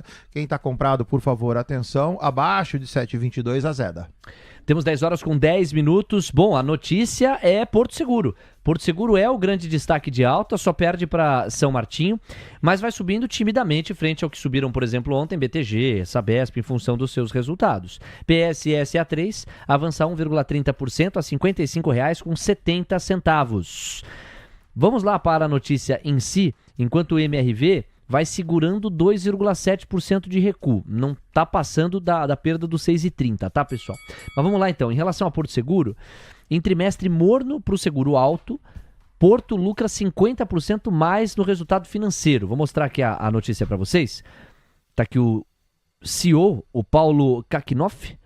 Ordem é preservar a rentabilidade da carteira, diz ele. Olha o lucro líquido, 878 milhões de reais. 50% maior do que a cifra registrada um ano antes. A linha final do balanço impactada pelos resultados financeiros operacionais, com 3 das 4 verticais de negócios registrando crescimento de lucro. Receita líquida, 10 bilhões de reais, crescimento anual de 12%. A vertical Porto Seguro registrou um crescimento de 5% para 5,4 bi de faturamento. Destaque para a Vida, com maior avanço percentual de 17% ano a ano e patrimonial, com alta de 6%. O segmento alto, mais relevante dentro da vertical, cresceu menos, 3% em prêmios e em frota segurada, com adição de 165 mil veículos. São 6,2 milhões de veículos protegidos pelos seguros da Porto. Temos sido vocais sobre o papel da Porto em preservar a rentabilidade dessa carteira. Temos observado o ambiente competitivo, movimentações em competidores específicos com nível de agressividade maior. Não é a prática da companhia. Fecha aspas para Paulo Kakinoff, CEO da Porto. Temos ganchos aqui para você mergulhar no destaque positivo da Bolsa Brasileira hoje, Gabriel Junqueira. Porto Seguro é uma baita empresa, hein, Léo? Pelo amor de Deus, essa empresa consegue cada trimestre entregar um resultado cada vez melhor, uma das principais seguradoras. O setor de seguros, ele já está começando um ponto de inflexão, né? Vamos lembrar que ele é um setor que se favorece da alta de juros, né? Pelo próprio modelo de negócios, né? Então a gente viu Caixa Seguridade, o próprio Brasil Seguridade, a Porto Seguro performando muito bem nesse ciclo de aumento de juros. E agora as empresas começam a ceder um pouco porque a gente vê, né, uma inclinação da curva de uma forma negativa e o início aí das discussões sobre cortes de juros, né? A Porto Seguro, mesmo assim, continua entregando um resultado melhor que seus pares e continua sendo uma empresa muito interessante, né? E aí a gente pode pensar seriamente aí em continuar comprado, em continuar posicionado, porque são papéis que têm entregado muito valor ao seu acionista, né? Você concorda, Coutinho?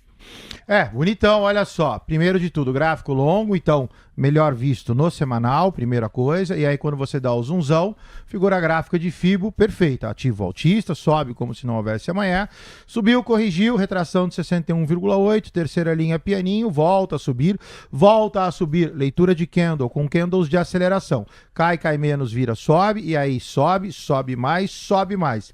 Porto Seguro agora deveria fazer leve correção baixista a R$ 57,09 para posterior alta, seu objetivo macro R$ 63,23, quem está comprado, belezinha, só fique atento, exatamente hoje, nota que quando eu vou para o diário, eu já tenho o ponto de inflexão de Porto é hoje, tá? Da eventualidade que Porto comece a cair, nota que o papel sobe 2,44, mas quando você olha para o intraday do papel, o intraday do papel é baixista, então quando você olha esse candle por dentro, eventualmente ele está fazendo um movimento de correção para fazer posterior alta. Daqui a pouco, porque CVC está caindo 8% e de longe é o papel que mais recua no Ibovespa. Ibovespa que renova a mínima intradiária. Por isso o Coutinho, que nunca dorme no ponto, já coloca o índice e o dólar para você monitorar. Será? Ibov em C, claro que sim, senhor Ernesto. Para de pegar no pé, senhor Ernesto. É absurdo. Aí o senhor Ernesto tirando uma com você. Tem 85 anos, é o que mais dorme aqui no estúdio, falando que você dorme no ponto. Você vê, né? Seu Ernesto, né? Arnesto. Seu Ernesto, né? É. Aham, tá bom. Ernesto. Olha lá, já voltou a dormir na vida. Então, Ibovespa na mínima intradiária, 137.443 pontos. O dólar recuando 0,25%, R$ 5,415. TC News, seu resultado é nossa marca. Minerva Foods, a maior exportadora de carne bovina da América Latina, presente em mais de 100 países. Foco, disciplina e consistência fazem parte do nosso DNA. Minerva Foods, conectando pessoas, alimentos e natureza. Temos 10 horas com 15 minutos. Vamos lá, meus amigos. Pela urgência, aqui eu gosto muito da analogia do futebol, pra gente cobrir mercado à vista, porque é o que o jogo vai nos dizendo. Eu poderia falar de várias outras empresas que divulgaram resultados, mas CVC tá pedindo passagem. Só antes para contextualizar a variação do Ibov, você tá ouvindo aí as mínimas atrás de mínimas, Vale, Petrobras e Itaú Unibanco são os papéis que mais tiram pontos, mas gente, tá muito desconcentrada a retirada de pontos do Ibov. Vale tira 48 pontos, Ambev tira outros 42, Petrobras 36, Lojas Renner 33, aí já chama mais atenção, né? Porque Lojas Renner tá na mesma prateleira ali de Vale e Petrobras tirando ponto, tendo muito menos participação e peso no índice para isso. Mas é isso, é uma queda generalizada. Os papéis que estão subindo são poucos, tá, gente? Nós temos aqui, ó, 3, 6, nós são uns 15 papéis que estão subindo. O resto no 0 a 0 ou em queda. Vamos falar de CVC então, meu caro Gabriel Junqueira. CVC vê prejuízo ajustado triplicar no segundo trimestre. Que porrada, hein? 15,9 milhões de prejuízo, as reservas confirmadas somaram 4,08 bilhões, é um crescimento de 15,1%. Tá aqui, ó. A CVC apresentou prejuízo ajustado, receita líquida de 341 milhões, alta de 16%, reservas confirmadas somaram 4 bi, crescimento de 15%, e as reservas consumidas ficaram em 3,83 bi, um avanço de 17,7%. Mercado não gostou nem um pouco, meu caro Gabriel Junqueira.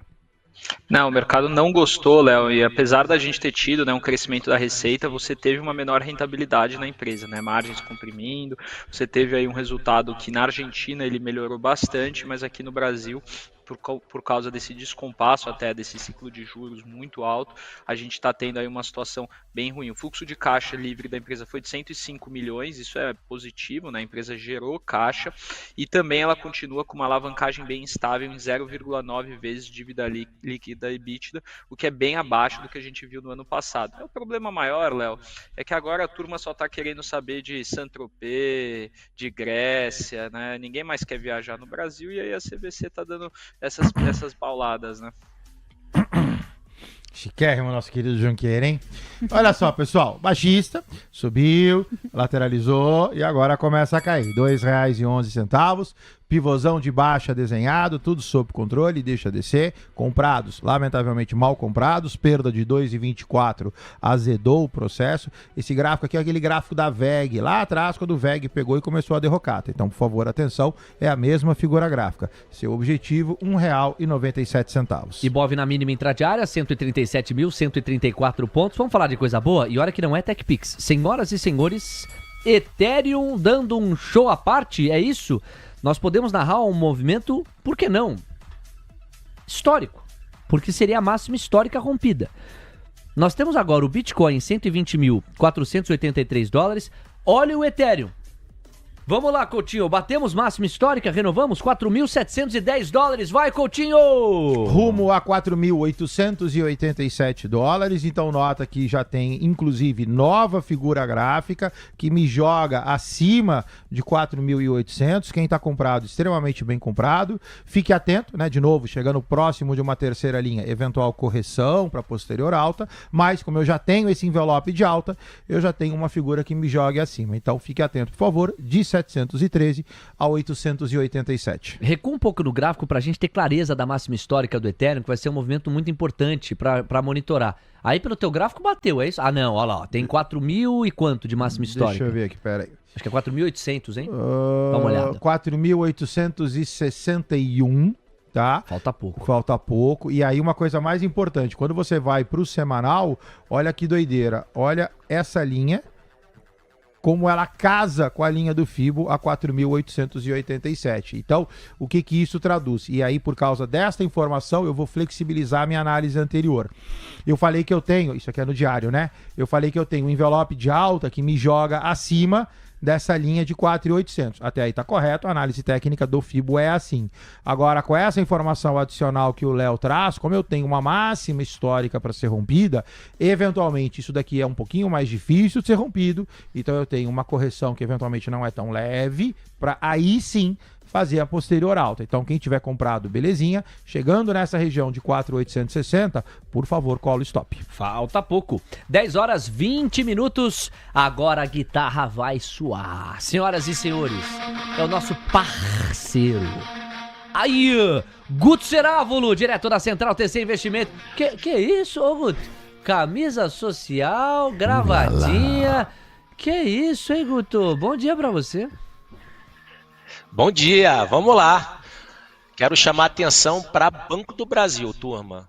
Amanhã, final do dia, vem balanço, né? E como eu sempre falo, vamos fugir da volatilidade, tá? Então, quem está comprado, está mal comprado, não importa.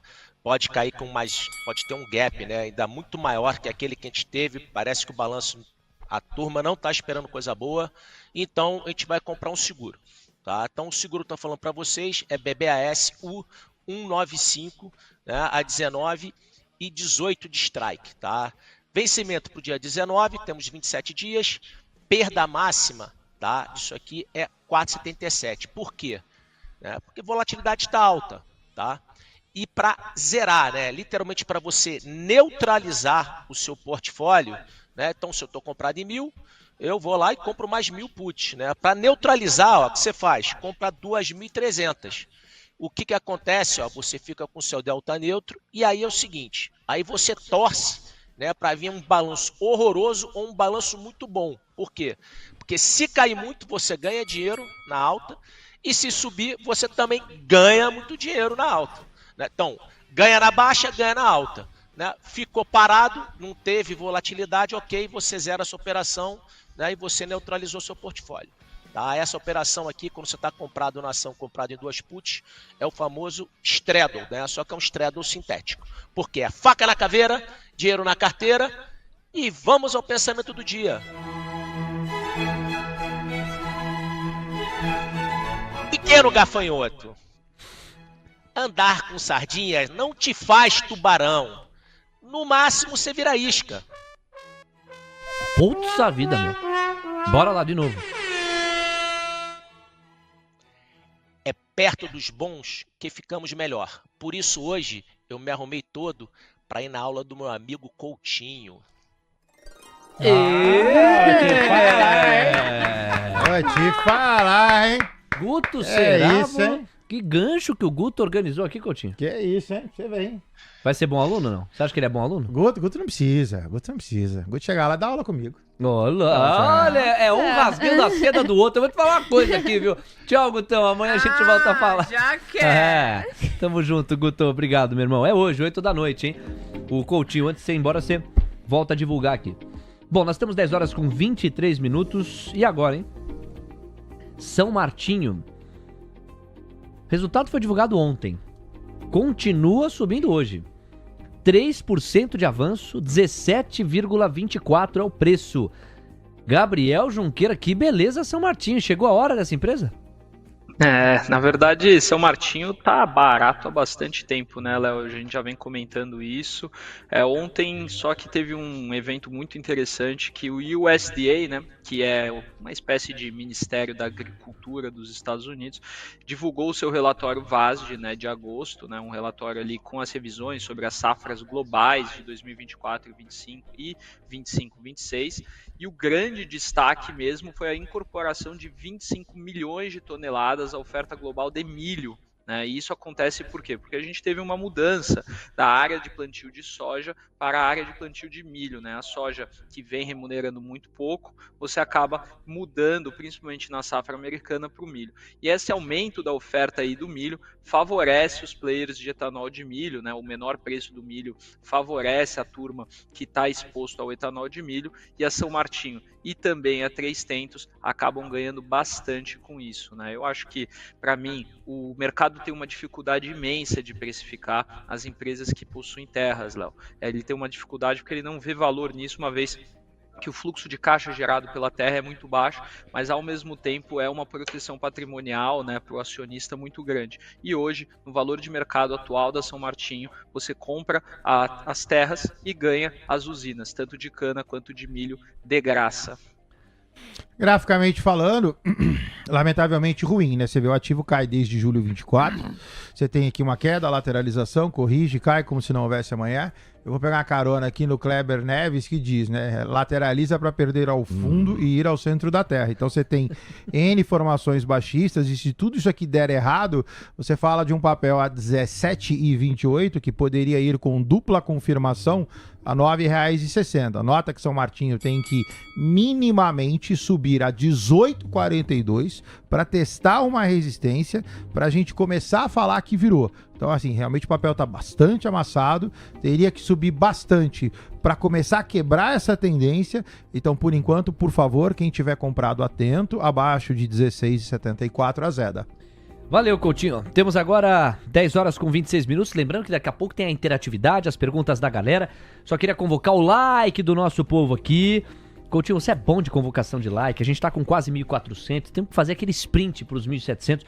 Capricha, convoca o like aí, Coutinho. Agora, pessoal, vai vamos lá. Por gentileza, se você não se importa, para deixar o meninão aqui bonito e para sempre relembrar a força da nossa audiência, dedo no like, e aí efetivamente o meninão vai vir 1.750, 1.800, Nossa. 1.900. Que isso? Entendeu? Tudo isso em prol da festa do dia de hoje, às 8 horas da noite, o ponto da virada. Você vai ver como o público da TC News vai mudar o operacional. Vai honrar. Me aguarde, lindão. Espetáculo. Mas por enquanto, dedo no like, 2.000 pro meninão bonitão. Aê, meu garoto. Obrigado, viu? Muito obrigado, Coutinho. E você deu um gancho melhor ainda, né? Não só pela cobertura da News, mas também em homenagem a este lançamento seu, hoje às 8 da noite. Então deixa o like aí do outro lado, a gente tá praticamente passando dos 1.400 likes, dá tempo de você convocar o povo, é 8 horas, muita gente chega pra cobertura do Avista aqui no Manhã TC News, hoje você vai conversar com toda essa galera e se houver gancho vai dar uma risada parecida com essa aqui, quer ver só? Vai, Coutinho! É isso aí, pessoal. Então tá lá, QR Code novamente na tela. Eu os aguardo 8 horas da noite.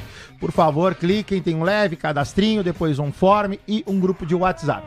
O link vai ser transmitido no grupo de WhatsApp. O ponto da virada, o nome foi especialmente escolhido para vocês. Hoje é o dia que vocês começam a parar de perder tempo e dinheiro. Ê, Coutinho, esse é meu vendedor, às 10h27. Vamos lá, galera, acompanhando aqui as movimentações, não perdendo nenhum detalhe. São Martinho e Porto Seguro, os destaques de alta endereçamos. CVC, Lojas Renner. Lojas Renner, olha, CVC, pessoal. Ai, quem tava comprado, hein? 11% de queda. CVC tá em R$2,07. Fazer chorar. É o choro dos comprados. Lojas Renner, 5% de recuo praticamente, hein? LRN3 a R$15,99. Somos obrigados a falar novamente, embora a Lojas Renner já tenha divulgado o resultado faz uns dias. Gabriel Junqueira, é você. Lojas Renner, né, Léo? E o pessoal fica bravo comigo quando eu falo de Lojas Renner, né? Porque eu falei que o balanço era bom, ela caiu 7%.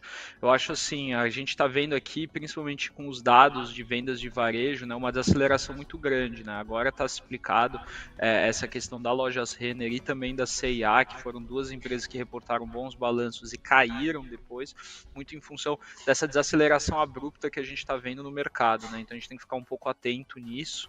Acho que os balanços eles refletem o passado, foram balanços muito bons, mas essa desaceleração abrupta aí que a gente viu no dado de hoje pode suscitar aí mais realizações nesses papéis, mesmo que eles mantenham uma rentabilidade boa, o que para alguns investidores de mais longo prazo pode ser até uma oportunidade interessante para entrar nessas teses.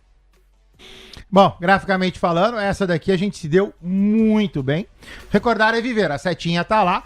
Lojas Renner a gente pegou, a gente precisa bolar, inclusive, vocês aí da audiência me ajudem, né? Quando a gente fala de pegar a faca caindo, eventualmente fazer essas compras mais agressivas, né? Então a gente tem que achar, ou pelo menos alguém cria pra nós aí. Ao contrário, né? A gente pegou a faca caindo, mas na venda, né? Essa venda a gente cantou ao vivo, o no 831. O ativo já cai 16 a 16,04, isso significa uma queda de 13%. Quem está vendido, por favor, eu faria uma zeragem parcial. Por quê? Porque pelo tamanho do FIBO, esse cara vai subir para depois continuar caindo. Muito bem quem entrou na venda, só por favor, eu seria um pouquinho mais comedido. Hoje, às 8 horas da noite, eu vou ensinar para vocês como é que vocês vão começar a fazer isso aí com frequência, tá bom? Às 10h30, no oferecimento de CME Group, a maior bolsa de derivativos do mundo, especializada em mini contratos, democratizando o acesso a bolsas e ativos financeiros globais. CME oferece o Opening Call, partiu Estados Unidos.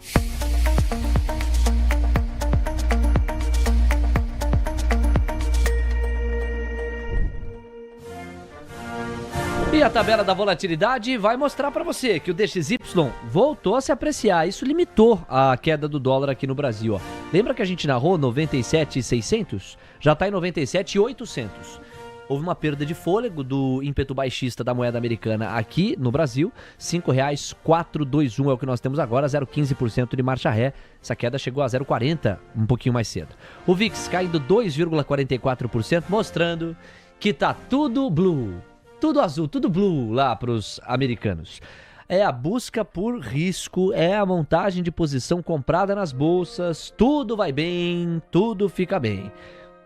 Não está havendo aquela demanda por proteção via puts, seguros de venda, como a gente viu em outros momentos. VIX abaixo de 15 pontos é apetite pelo risco na veia.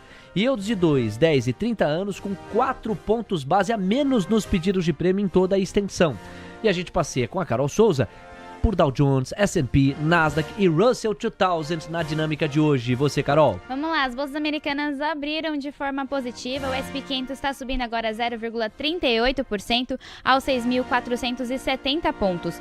Já Dow Jones está avançando agora 0,50% aos 44.683 pontos. Já Nasdaq 100 está registrando uma alta de 0,52% aos 23.959 pontos. Já o Russell 2000 Índice Small Caps está registrando uma alta de 0,56% aos 2.295 pontos, Léo. Apple avançando 1%. Que $216, que nada, amigo. Já são $232. AMD, eu coloquei aqui no meu radar hoje, porque ela e NVIDIA ela, têm sido frequentemente endereçadas desde o último noticiário, segundo o qual Trump vai abocanhar 15% das receitas de vendas de chips para China, por parte desses dois cases, dessas duas companhias, dessas duas empresas. AMD está subindo 5% hoje, cotada a $182,92.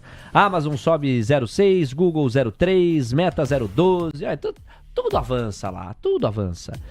JP Morgan sobe 0,40, Oracle 1,18, Microsoft 0,50, NVIDIA tem que corrigir um pouquinho, não divulgou 0,30 de alta. Mas Tesla, 1% de ganho para a Tesla, impressionante, é a força do mercado lá nos Estados Unidos. Vamos com o Coutinho, graficamente como você adiantou com a Van, né? Tá tudo lindo, obrigado. Everything's beautiful. Sem alteração, Uau. Sem alteração, Léo, olha só.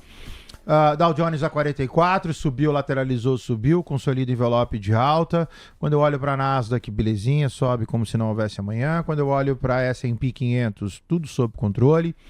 6.400, estava 6.440 com a Van, 6.470 agora, objetivo 6.600.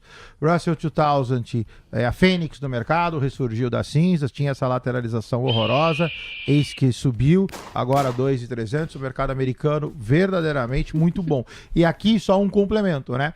Essa alta, a alta desta semana, se efetivamente prosseguir quarta, quinta e sexta-feira, a gente meio que neutraliza essas duas últimas semanas que foram muito ruins e inclusive quebrou a figura, né? Então, apesar de você ainda ter infinitos canais de alta para o mercado americano, você vê que as figuras ficaram meio ruins, né? Então, tem um ganho adicional caso o mercado americano efetivamente suba, que é fazer a correção dessas figuras e alicerçar novas altas. Então, assim, realmente tudo sob controle por lá. Coutinho, a sua convocação pro like já fez mais preço. Nós temos 1.450 likes só. Não, a plataforma do YouTube tá com problema. Eu vou atualizar aqui. É impossível. Vou atualizar. Eu não acredito. Não, esquece. Impossível. Deve ser erro da plataforma. Bug no YouTube. Pode ser. Tá bom. Bug então, no YouTube. Vamos ver se as pessoas... de covardia. Vamos ver se as pessoas no paralelo conseguem nos ajudar aqui para atualizar, supondo que seja um bug do YouTube. 10 horas com 35 minutos, deixa o seu like aí do outro lado. Gabriel Junqueira, vamos para o seu destaque. Eu já adianto que da nossa parte aqui editorialmente, nós vamos falar muito de criptoativo, viu? Nós vamos falar de Bitcoin, de Ethereum, de Solana e de XRP. Deixa eu dar uma olhada em XRP aqui, ó. XRP, eu monitoro o ETF, ó, XRPH11 subindo 1%, é até tímido. Solana tá avançando 9% no fundo SOLH11 e Ethereum mais 5%. Mas você separou qual destaque do seu lado aí? Pois não?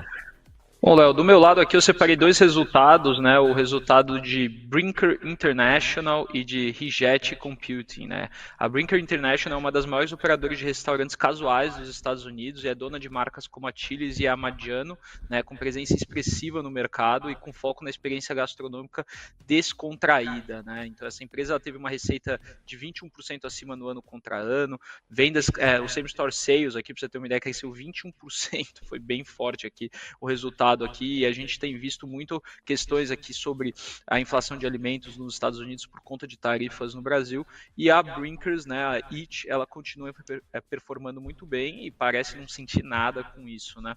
Enquanto a Riget, né, que é uma empresa de computação quântica que desenvolve e fabrica processadores supercondutores e oferece acesso a sistemas via nuvem, né, também veio com uma receita, a receita veio em $1 milhão, né, então praticamente estável no ano contra ano, e teve um prejuízo líquido aí de $39 milhões, incluindo perdas não monetárias, enfim, uma empresa que já está aí passando por um movimento difícil. A Riget, ela tem uma integração futura ali com a Microsoft, com o sistema Azure da Microsoft, que pode melhorar bastante, né? E sobre criptomoedas, a gente olha muito aqui na Santa Fé o Ethereum e o XRP, né, que são duas que a gente tem em posição.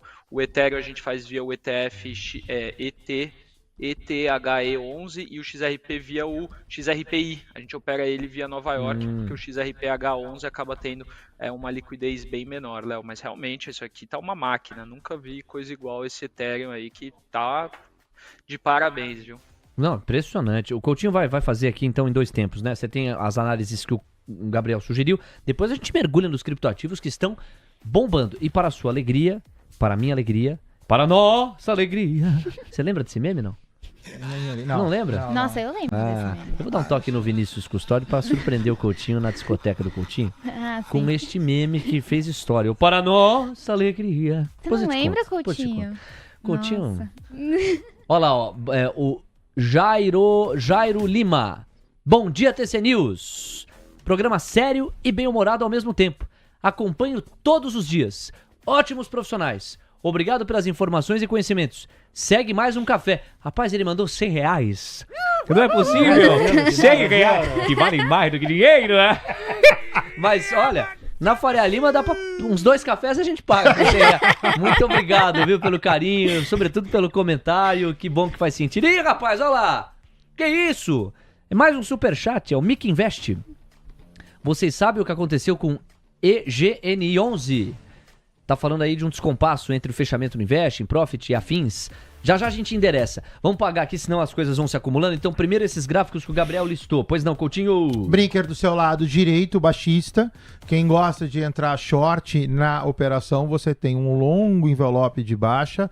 O ativo cota Uno 5509. Quem tá comprado, tá mal comprado, fique atento. O objetivo desse cara é $140. Do seu lado direito. Quando você fala de Riget, esse aqui sobe como se não houvesse amanhã, tudo sob controle. Pivôzão de alta, terceira linha direitinho, tudo sob controle, deixa subir. $16,20, oscila a 17,38, compras acima. Objetivo $20,66. Beleza, aí eu prometi aqui que a gente faria um panorama pelos criptoativos, os principais. Nós temos aqui na nossa lista Bitcoin, Ethereum, XRP e Solana. São os 4 que a gente vai endereçar. E aí, Coutinho, que aula é essa de Ethereum? Impressionante, você já chegou a passear pelo gráfico, a gente vai revisitar, mas não é só de Ethereum que vivem os criptoativos, tem outros no radar. Lembrando que hoje nós teremos uma participação muito interessante do Rodolfo Marques. Ele é um case no meio digital, foi criador do canal Vamos Pra Bolsa e ele pivotou. Nada contra a bolsa, mas tudo a favor dos criptoativos. O canal dele se transformou em Vamos Pra Cripto. E hoje ele vai conversar, o nosso convidado, na reta final do Manhã TC News, para atualizar os racionais. Muito interessante, sobretudo para você que já tem um portfólio de ações, mas não tem um portfólio de criptoativos. Não percam, é a reunião /conversa/fórum, o que você quiser chamar, que a gente vai ter na reta final do Manhã TC News. Show é seu, Coutinho. Bitcoin, Ethereum, Solana, XRP. Tá bom. Bitcoin na tela, pessoal. Recordar é viver, Bitcoin altista. Ontem ou antes de ontem, não me recordo, falei, era para uma moça, inclusive, que estava posicionada em Bitcoin, de uma eventual reversão. Pedi para tomar cuidado por causa dessa alta, tá? Então, o Bitcoin, ele pega e segue subindo, ou seja, não respeitou o 188, beleza. Tiro a setinha daqui e a vida, por enquanto, segue normalmente. 120 mil a 123 mil. Da eventualidade que suba, tudo sob controle. Bitcoin tem alta até $134 mil. Oscila a 126, oscila a 130, oscila a 134. Tudo sob controle. Entre 120 e 123, eu teria um pouquinho de cuidado. Quando você fala de Ethereum, esse aqui a gente já passou, Bonito. sobe como se não houvesse o amanhã. Bonito. Tá? A minha análise leva a $4.800. O Léo lembrou da máxima histórica e aí a gente viu que por uma confluência de linhas, 2 objetivos ou dupla confirmação de venda, quem está comprado, ok. Chegando a $4.860, por favor, cola o stop, porque a correção ela começa a ficar mais agressiva. Não passou ainda não, viu, lindinho? No caso de XRP, a formação gráfica de Ripple, ela mudou pouco. O Ripple permanece lateralizado. O ativo deu uma bela esticada junho até julho. Agora ficou numa situação ruim. Graficamente, essa figura ela não é interessante. O ativo está canalizado 2,80 a 3,38. O viés gráfico, ok, permanece altista. Mas, de novo, fiquem atentos, principalmente com o excesso de tentativas que esse cara bate no 338, volta, bate no 338, volta. Isso aí pode eventualmente pegar e dar uma travada no movimento. Para terminar, falta o Solana. No caso de Solana, a Solana tinha uma venda, uma desaceleração, ela chegou a concordar e depois virou. Na virada, ela vira envelope de alta, desfaz, a venda seria estopada e agora sobe. Então, você vê agora, tira esse cara daqui, dá um zoomzão e joga no gráfico de 60 minutos. O gráfico de 60 minutos, ele mostra exatamente aquilo. Bateu a venda, lateralizou e aí isso se transforma no envelope de alta. Volta a ser, ou já era, volta a ser altista, $200,95. Você tem um ponto de desaceleração a $205, então, por favor, fique atento. A venda fica preterida, a venda, caso tenha sido executada, deveria ou deve ser estopada, e agora esse cara desacelera a $205. Que show, Coutinho! Baita show aqui no pacote dos criptoativos. Estamos falando para mais de 2.830 pessoas. E olha só! Já temos 1.560 likes. Então falta pouquinho para os 1.600 e aí o sprint final para os 1.700, Coutinho. Estamos melhorando aqui conforme o tempo avança. Bom, é o seguinte, a partir das 10h45 até as 11 nós temos a interatividade, são várias perguntas que a gente tem tido aqui. Falta falar como a abertura do à vista americano impactou o nosso Brasilzão da massa. Bom, o Ibov, pessoal, ele melhorou sim em termos de composição. Nós temos 0,50% de baixa agora, 45%. Essa queda já foi maior. Por outro lado, a curva de juros piorou.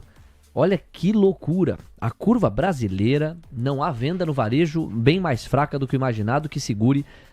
A curva brasileira está pedindo prêmio nos contratos médios e longos. O que será que aconteceu? Já estamos investigando aqui. Os DIs passam a pedir prêmio. Será que teve alguma notícia relacionada a Lula, política antitarifaço, ou as medidas que vão ser anunciadas agora às 11h30? Porque é isso, hein? Prestem atenção. Destaques da agenda pra gente organizar, 11h30 da manhã, tem o quê? Uma cerimônia em que o presidente Lula, ao lado de Haddad, assina a medida provisória Brasil Soberano.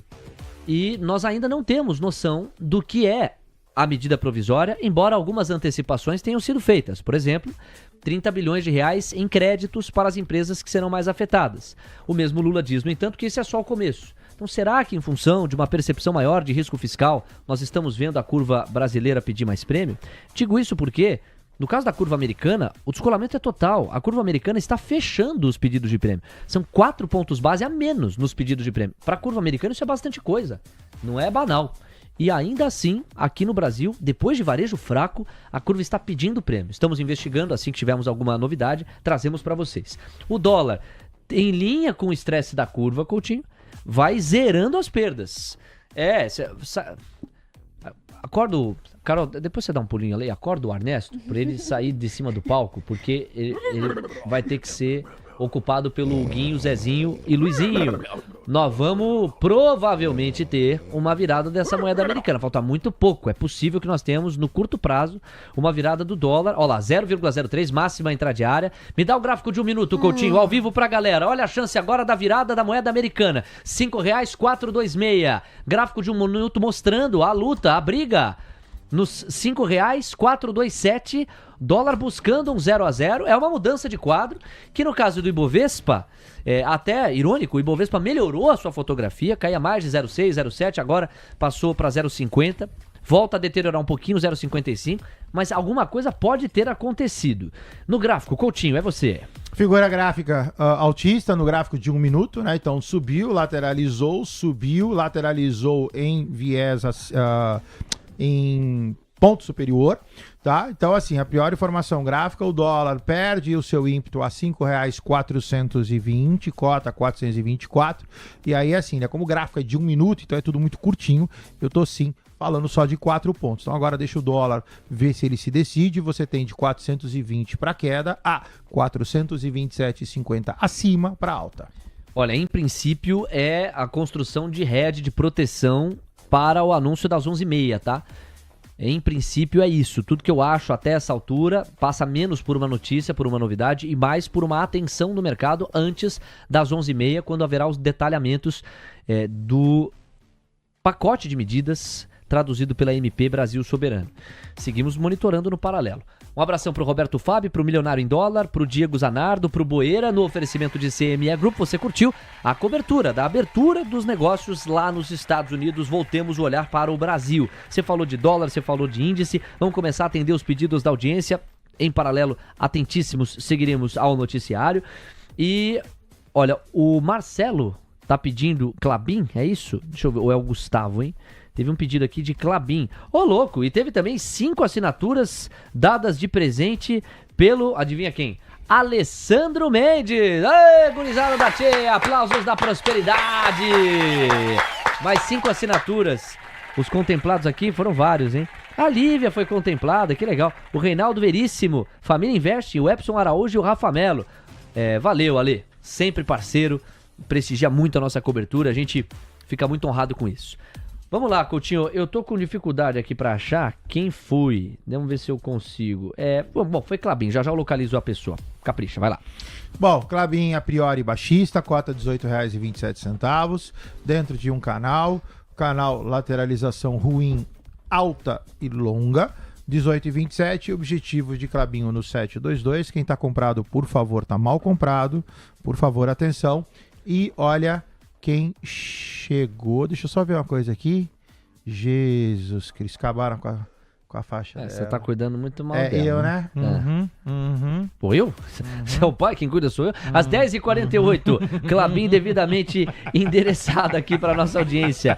Foi o Gustavo, se eu não me engano. Eu realmente perdi aqui o comentário. Vamos para mais pedidos. Deixa eu ver o que eu faço. Ah, já sei.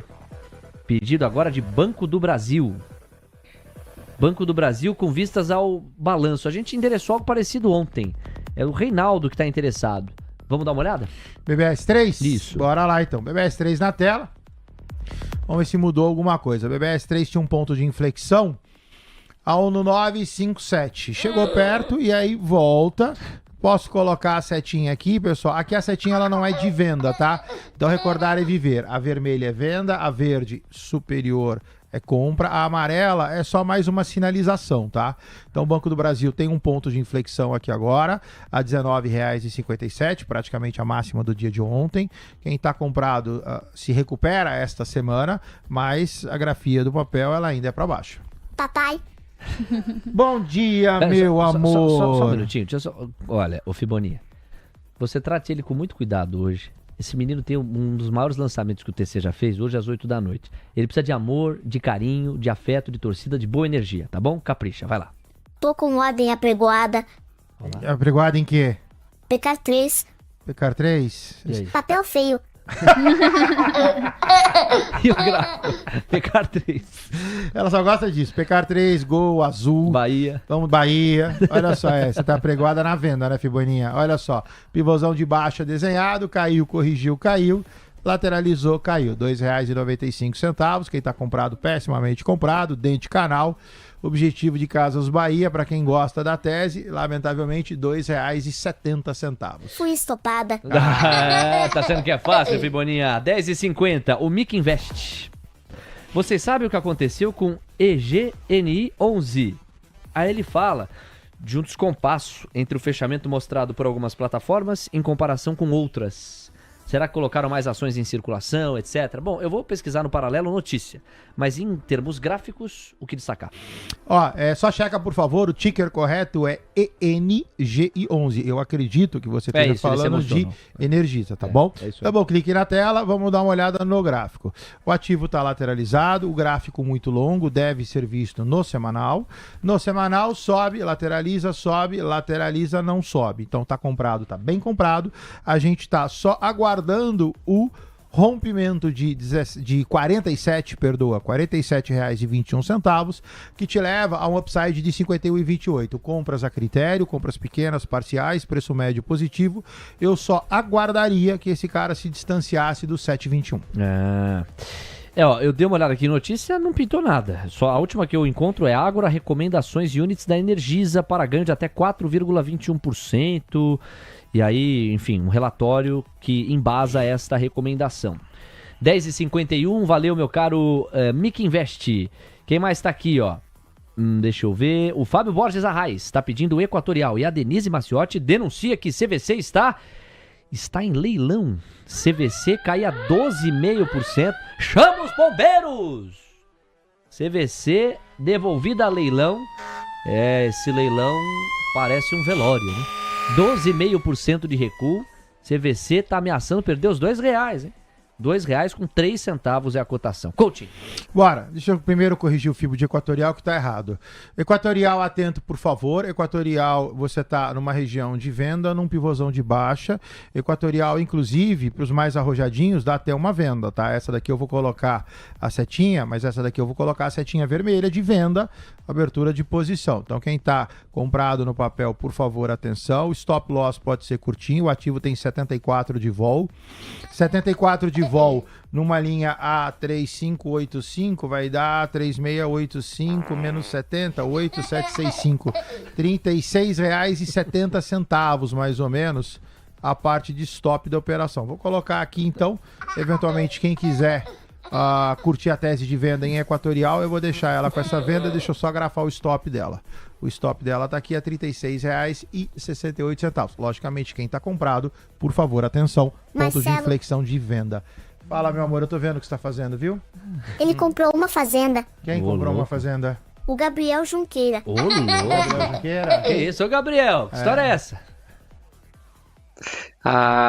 Não foi uma, foram 3, Fiboninha. Uma só pra você. Deixa de herança. Você sabe que na herança você tem a parte disponível, toda a minha herança disponível tá pra Fiboninha. Um beijo, querido. Ai, que fofo esse tio e essa sobrinha. Tá bom, às 10h53. Vamos lá, faltando 7 minutos para as 11. Tem gente comentando Bitcoin. E tem gente comentando de Americanas. Olha, Americanas era um dos destaques corporativos que nós tínhamos separados aqui. Era um dos que estavam separados. Mas não foi possível em função de outros assuntos que se impuseram. Agora a gente pode até pagar a manchete aqui. A Americanas deu uma virada no jogo, né? Ela reduziu o prejuízo em 94,7% no segundo tri, caiu para 98 milhões. Ainda um case super difícil. Mas os papéis vão reagindo. Então é o pedido da galera. Coutinho. Bom, graficamente falando, extremamente ruim, né? Ou seja, o papel transitou entre 3 e 9. E aí quando você vai para o momento presente, ele transita entre 9 e 5. Então é papel explosivo, papel de baixo valor unitário. Neste momento, na parte inferior do gráfico, região de acumulação, região de compra sem figura gráfica. Então, fazer o quê? Papel sobe 5,64%, papel GEPO, ele abriu em baixa, sobe, faz uma reversão e agora continua subindo. Figura gráfica, não tenho. Comprar é um trade absolutamente especulativo. Então, fica a critério, papel acaba de entrar a leilão, R$6,05. Papaizinho. Fala, meu amor. Essa dá trabalho, Peguei dinheiro bichinha? emprestado. Você pegou dinheiro emprestado com qual agiota dessa vez? Vamos lá. Com a vovó. É sempre, né, o Tigrão, não sei quem, né? Então eu já fui logo, era pra ver, né? Mas a vovó tá bem, a vovó te ama, a vovó não vai te cobrar, a vovó vai me cobrar. 10h55. Para tudo, o Bitcoin tá voando. Tem gente falando aqui no chat, $122 mil. Olha a máxima histórica se aproximando, vai, Coutinho. Bitcoin deu uma acelerada, 1, 2, 1, Deus, aconteceu alguma coisa aqui, peraí, deixa eu voltar pro diário. A Bitcoin 121 no 759, o candle de, vamos pegar o candle de 15 para tentar entender o que aconteceu. Aconteceu alguma coisa.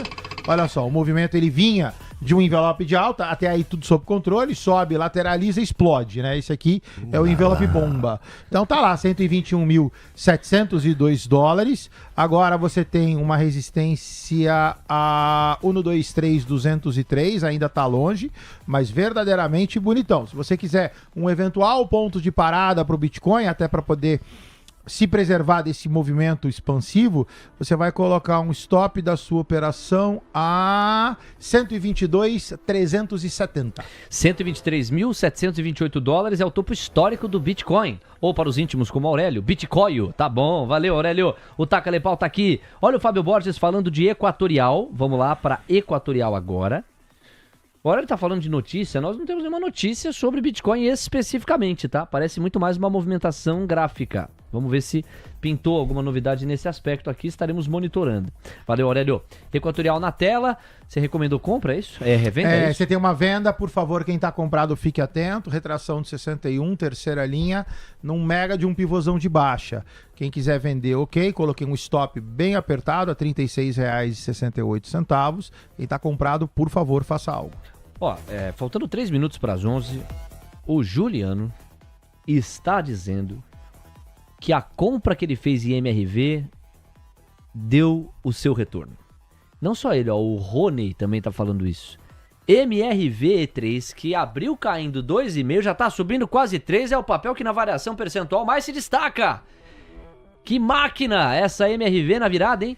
Ô Coutinho, se terminar o dia aí, passa de uma terceira linha importante pra gente revisitar pra onde pode ir o fôlego de preço de MRV ou não. Bora, vou te falar pra onde que vai. Se MRV pegar e romper os R$ 6,60, o FIBO é daqui pra cá. E a cor ficou infeliz, ficou muito escura. Pera aí que eu já troco. Você tá falando de MRV restrita a 668, ok, é o que tá acontecendo nesse exato momento.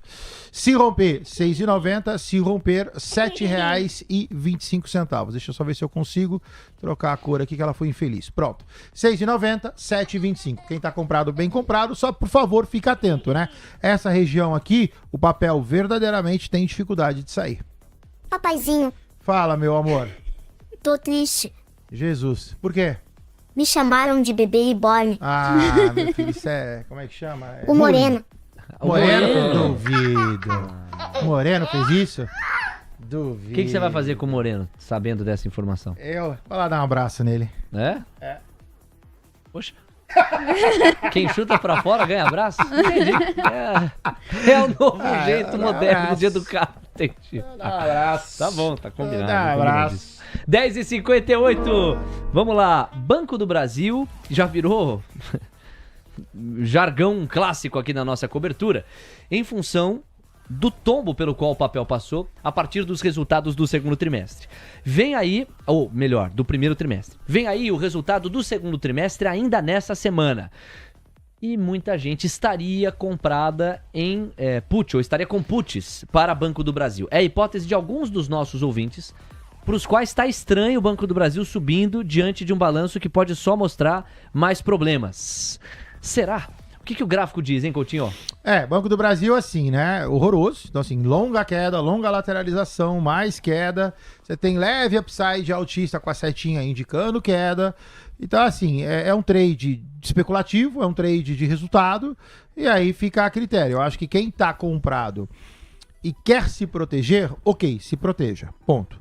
Agora, vou especular, principalmente especular com opções, né? Então, se você vai comprar call ou vai comprar put, aí verdadeiramente depende do que você acha que vai acontecer, não só graficamente ou não graficamente, mas pela questão da interpretação, ou da eventual interpretação de resultado pelo mercado. Papel é baixista, papel num ponto de inflexão para baixo. Agora, como é um trade especulatório, vale qualquer coisa. 11 em ponto. Reta final. Deixa eu me despedir do nosso Marcelo Coutinho e do nosso Gabriel Junqueira também. Antes, fala com o Coutinho, MRV na máxima do dia já em 6,70, tá subindo 3,08%. Quem segura MRV, hein? Porto Seguro vai bem também, 56,27%. E Bovespa caindo 0,43%. Bom, últimos pedidos da audiência aqui que vem pra galera. Cebav, ó, Leandro Parino está dizendo, Cebav 3 em leilão. Coutinho, para você se despedir. Bora. Então, me despeço com Sebab. Sebab cota Putz, R$3, deu uma bela de uma azedada. Jerônimo! R$3,07. O leilão, por enquanto, no 0 a 0. O ativo ele é baixista.